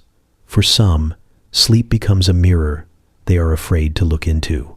And yet, these darker edges of sleep are not abnormalities.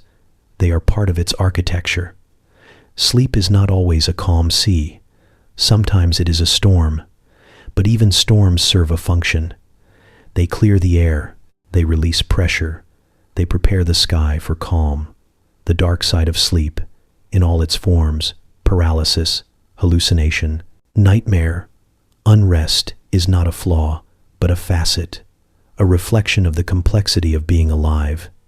The mind, like the ocean, does not only hold calm waters, it also holds shadows, whirlpools, undercurrents that can pull you under and show you parts of yourself you didn't know existed.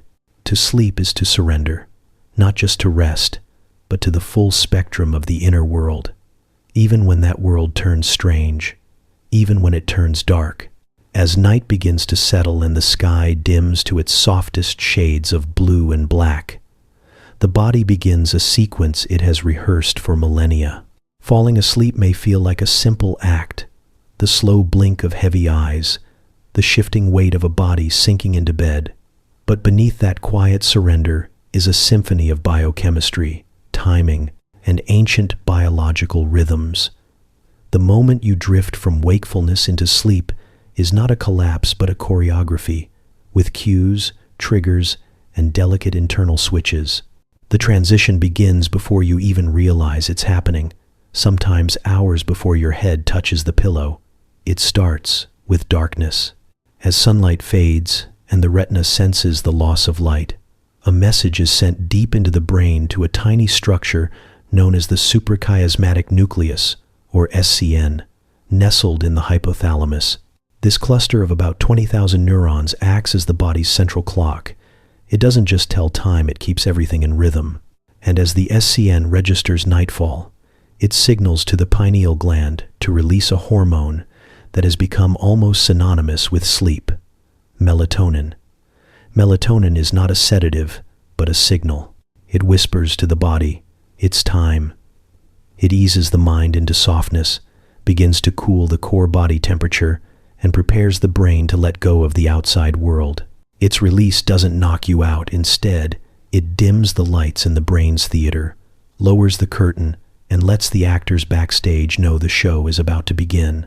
Melatonin follows a natural rhythm, rising in the evening, peaking in the middle of the night, and falling again toward morning. Light disrupts this rhythm, even artificial light, especially blue light, which tells the brain it's still daytime. This is why screens, bright lamps, and late-night scrolling can push sleep further away without us realizing it. But melatonin is only part of the story. The deeper pressure to sleep, the force that builds across the day and eventually demands rest, comes from something else entirely. It's a molecule called adenosine, and it accumulates in your brain the longer you're awake. Think of it like a rising tide. Each hour you're conscious, adenosine builds up in your system, increasing sleep pressure. The more adenosine in your brain, the sleepier you feel.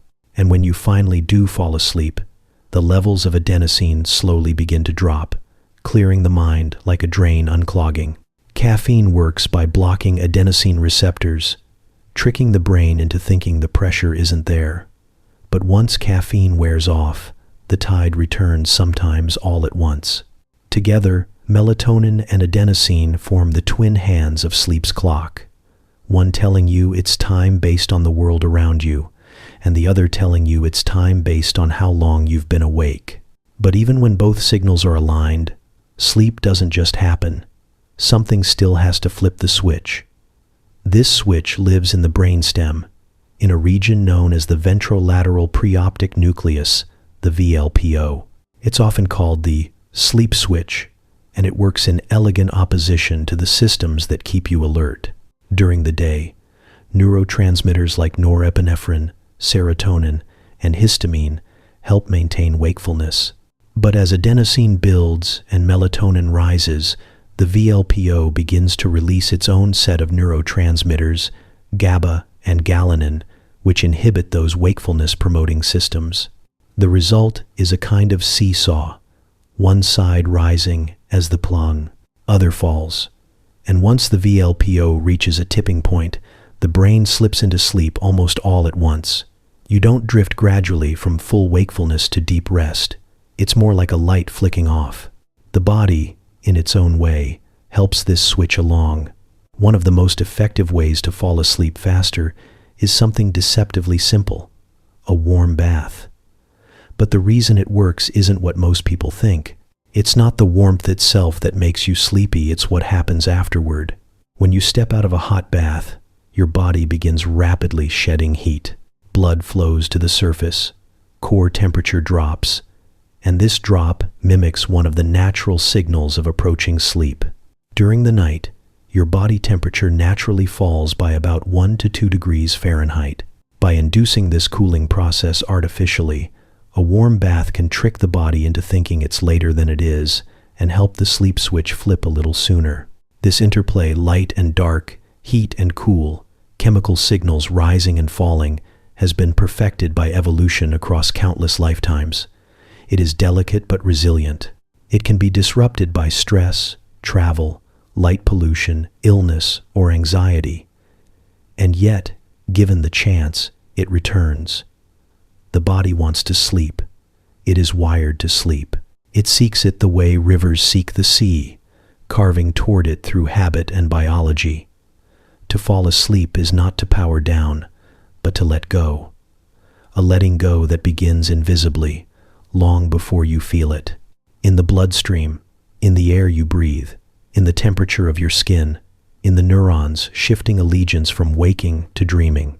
It is a descent into another state of being, guided by forces that do their work whether you're ready or not.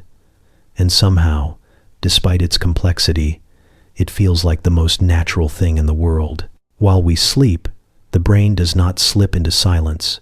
It doesn't float in stillness or shut itself off like a resting machine. Instead, it becomes something different, a glowing hive of activity that rewires itself in the shadows. What sleep offers the body in restoration, it gives the brain in transformation. Each night, beneath the quiet of closed eyelids, the brain reshapes itself, cleaning, organizing, forgetting, and remembering. It becomes not just a record keeper of your day, but an architect of your future mind. One of the most intricate processes to unfold during sleep is called synaptic pruning. Throughout the day, your brain is constantly forming new connections. Every conversation, every moment of focus or distraction, every shift in attention, all of it adds tiny threads to the network of your mind. But not all of these connections are useful or lasting. So when night falls and you sleep, the brain begins to sort through them. It trims back the less important ones and strengthens the vital pathways. It's like a gardener tending to an overgrown hedge, shaping it, making room for growth, ensuring that energy isn't wasted on tangled or useless branches. This pruning happens primarily during deep sleep, especially in childhood and adolescence, when the brain is still finding its shape. But even in adulthood, the process continues. The brain must constantly balance flexibility with efficiency. Too many connections, and it becomes noisy, chaotic. Too few, and it loses adaptability. Sleep helps strike that balance, a silent negotiation between memory and meaning. Alongside pruning is consolidation. Memory is not a single act, but a chain of events. When you learn something new during the day, a face, a fact, a feeling, it is not stored perfectly. Instead, it lingers in the hippocampus, the brain's short-term storage center, fragile and easily disturbed. Only during sleep does that memory begin to crystallize. It's passed from short-term holding to long-term memory networks in the cortex, like a document moved from a cluttered desktop into the proper folder. The type of sleep matters too. Non-REM sleep, particularly stages of slow-wave sleep, is crucial for consolidating declarative memories, the kind that help you recall names, dates, or instructions. REM sleep, on the other hand, is where emotional and procedural memories take root. The feel of a piano key under your finger, or the muscle memory of a dance step. During REM, the brain runs through these actions again, refining them, even when the body lies still. In this way, sleep becomes a kind of rehearsal, a quiet strengthening of what you learned, without effort or awareness. But memory isn't the only thing that grows in the dark. Creativity, too, has roots in sleep. Often, solutions arrive in the morning with startling clarity. A problem that seemed impossible the night before suddenly makes sense. This is not coincidence. It's not magic. It's the brain doing its silent work. During sleep, especially REM, the brain becomes more flexible, more willing to make strange connections. Distant ideas are pulled together, metaphors are born, and unusual combinations are allowed to mingle. Famous inventors and artists have long credited dreams and sleep with their breakthroughs. Salvador Dali would nap while holding a spoon above a plate, hoping the sound of the spoon dropping would jolt him awake, just as he slipped into the surreal state between wake and sleep. Thomas Edison did something similar. They were both courting the hypnagogic state, that twilight moment when imagination begins to slip its leash. It is in that space that insight often waits. Some researchers believe this is because the brain is free, during REM, from the usual constraints of logic and inhibition. The prefrontal cortex, which governs rational thinking and decision-making, becomes quieter. In its place, the default mode network, a system associated with daydreaming and self-reflection, becomes more active. This allows thoughts to move differently, to drift sideways, to discover. And then there's the alluring question: can we learn while sleeping? The idea has captivated people for generations, the possibility of absorbing knowledge passively, effortlessly, as we dream. And while the vision of playing a language tape under your pillow and waking fluent is still fantasy, there is truth beneath the fiction. Certain studies have shown that playing specific sounds during sleep, particularly during slow-wave sleep, can enhance memory retention. When paired with prior learning, these subtle cues can help the brain reinforce certain associations. The window is narrow, the effect small, but it's real. What sleep cannot do is create new memories in the traditional sense. You cannot learn brand new information while unconscious, but you can refine, reinforce, and rewire what you already encountered. In that sense, sleep is not passive at all. It is the second half of learning, the invisible half, the part no one sees, but that makes all the difference. By the time you wake, your brain is not the same as when you fell asleep. It is cleaner, leaner, better organized. Some memories have vanished deliberately, quietly. Others have been strengthened, given roots. New pathways may have formed, connecting old thoughts in new ways. The raw material of your day has been sculpted into meaning or discarded as noise. To sleep is not to lose time. It is to make use of it in a different way, to allow the brain to become not just a container of experience, but an editor, a dreamer, a builder of future thought. Night after night, in stillness and darkness, your brain shapes the very mind you'll carry into tomorrow. In the quiet realm where sleep begins to cradle the mind, strange things sometimes stir just beneath the surface. Sleep, though rhythmic and ancient, is not without its disruptions. Small tears in the fabric of night, where reality warps, the body betrays its stillness, and the mind plays tricks, so vivid they bleed into waking life. These anomalies often drift in unnoticed, tucked in the folds of deep sleep, whispered about but rarely understood. They do not belong to dream or waking fully. They exist in between fragile, eerie, and deeply human. Imagine this. You're drifting into sleep, the room wrapped in a hush, the world beginning to dissolve into nothing. And then, an explosion. A sudden sharp blast like a door slammed next to your head or cymbals clashing inside your skull. You jolt upright, heart pounding, breath quick, but everything is quiet. The house is still. There was no sound, no impact, no intruder, only silence.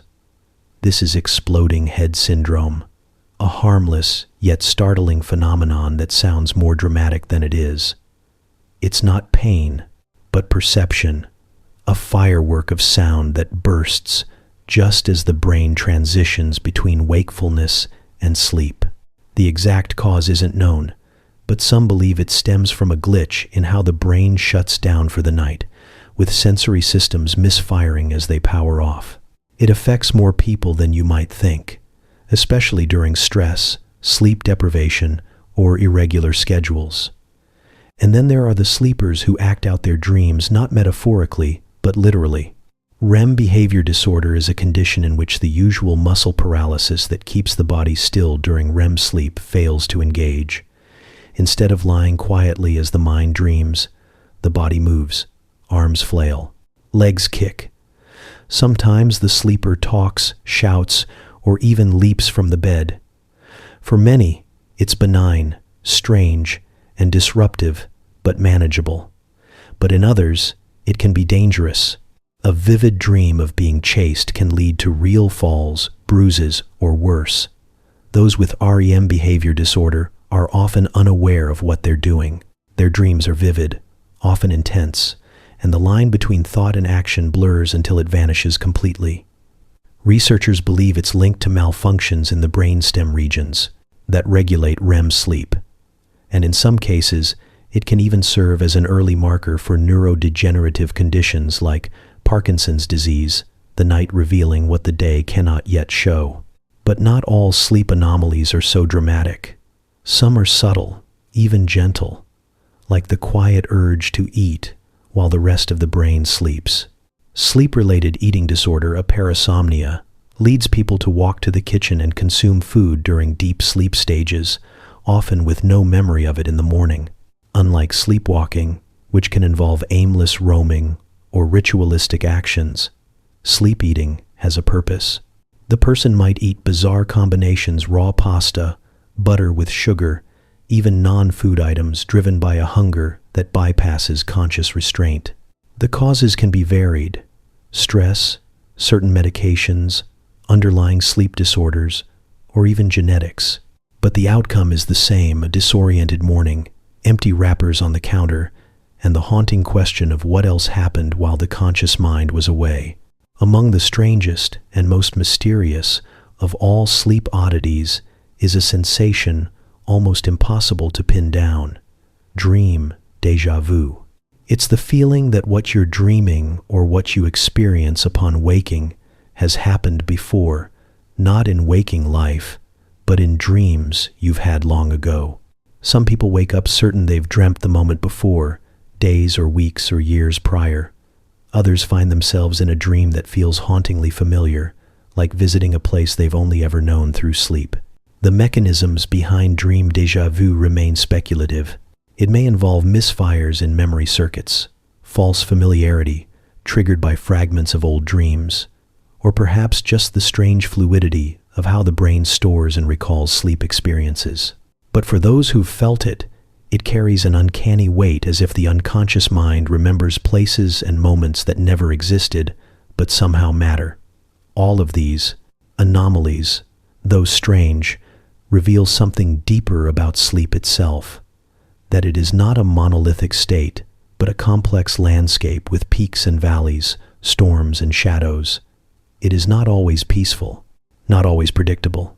The brain, even at rest, remains capable of wonder, confusion, and contradiction.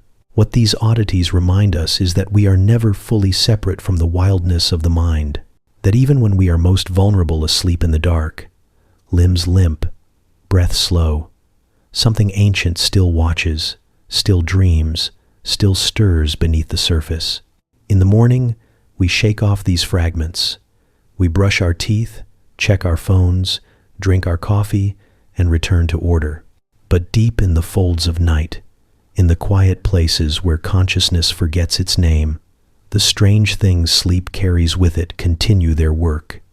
They are not errors, they are variations, glitches in the lullaby, and perhaps, in their mystery, they are reminders that sleep is not an escape from being human, but one of its purest, most unknowable expressions. In the weightless silence of space, sleep takes on a new shape. There is no bed in the traditional sense, no ceiling to gaze at while waiting for dreams, no familiar pull of gravity coaxing the body downward. Instead, astronauts float, tucked in cocoon-like sleeping bags tethered to walls or ceilings or corners, gently swaying with each breath. Here, in the absence of up or down, sleep becomes something untethered, an experiment in what the human body remembers when all the old rules are gone. Do astronauts dream differently up there? The answer is complex, like most things about the cosmos. Some report vivid, colorful dreams, more intense than on Earth. Others say they sleep in fits and starts, dreams slipping away like mist barely remembered. It may be the stress of the mission, the flicker of unfamiliar lights behind the eyelids, or the ever-present hum of the station. It might be the altered flow of cerebrospinal fluid in the brain, the lack of gravity, changing how pressure builds, how thoughts move. Or perhaps it's the knowledge itself that beyond the thin skin of their spacecraft lies an infinite silence that changes what sleep becomes. In space, the normal cues that guide our circadian rhythm vanish. There's no sunrise bleeding across the sky, no fading dusk to signal the end of day. On the International Space Station, the sun rises and sets 16 times every Earth day. Every 90 minutes, light floods the windows and then disappears again. The result is disorienting. The body's internal clock, designed for the slow, steady rhythm of a spinning planet, struggles to keep up. Melatonin secretion falters. Sleep-wake cycles become fragmented. Some astronauts rely on carefully timed light therapy. Others use medication to force sleep into place. But even with help, rest becomes fragile, always on the edge of breaking. Zero gravity does strange things to the body. Muscles weaken, bones thin. Blood shifts upward, puffing the face and pressing against the skull. But sleep, too, is transformed.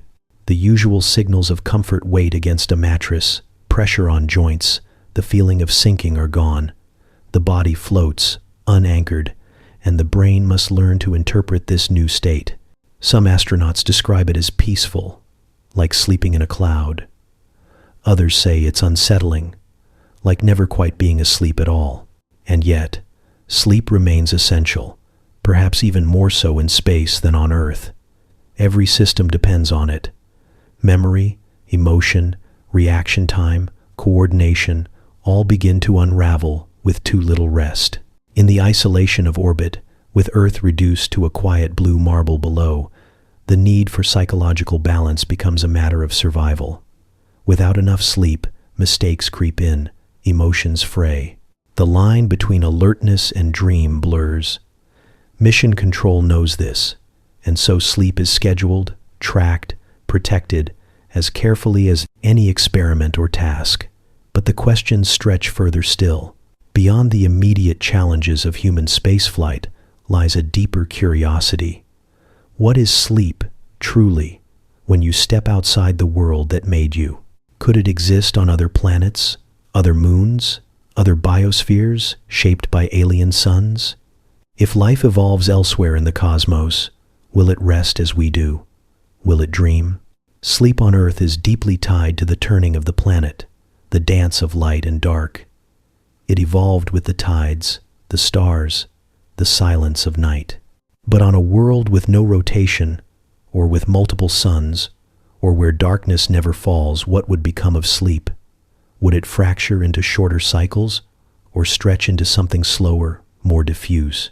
Would dreams still surface from the deep, or would they change into something we cannot imagine? If creatures evolved in low gravity, would they know the comfort of weight? Would they need to shut down the way we do, or could their rest be continuous, integrated into movement, like the gentle flickering of bioluminescence? What if sleep was communal, linked between minds, shared across a neural field like an ocean of consciousness pulsing in unison? These are not just fantasies. They are questions that science, in time, may answer. Already, researchers are asking how circadian rhythms function in prolonged space travel. Already, there are models for how to sustain mental health on long journeys to Mars or beyond. To sleep is to surrender, to trust that the world will still be there when we wake. It is one of the most vulnerable acts a creature can perform. Yet it is also one of the most universal. Even in the cold vacuum beyond Earth's reach, the need for sleep remains. A tether back to biology, to rhythm, to home.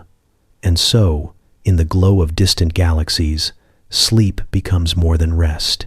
It becomes a kind of continuity, a reminder that no matter how far we drift from the cradle of our origin, some part of us still curls inward each night, seeking stillness, chasing dreams, even among the stars.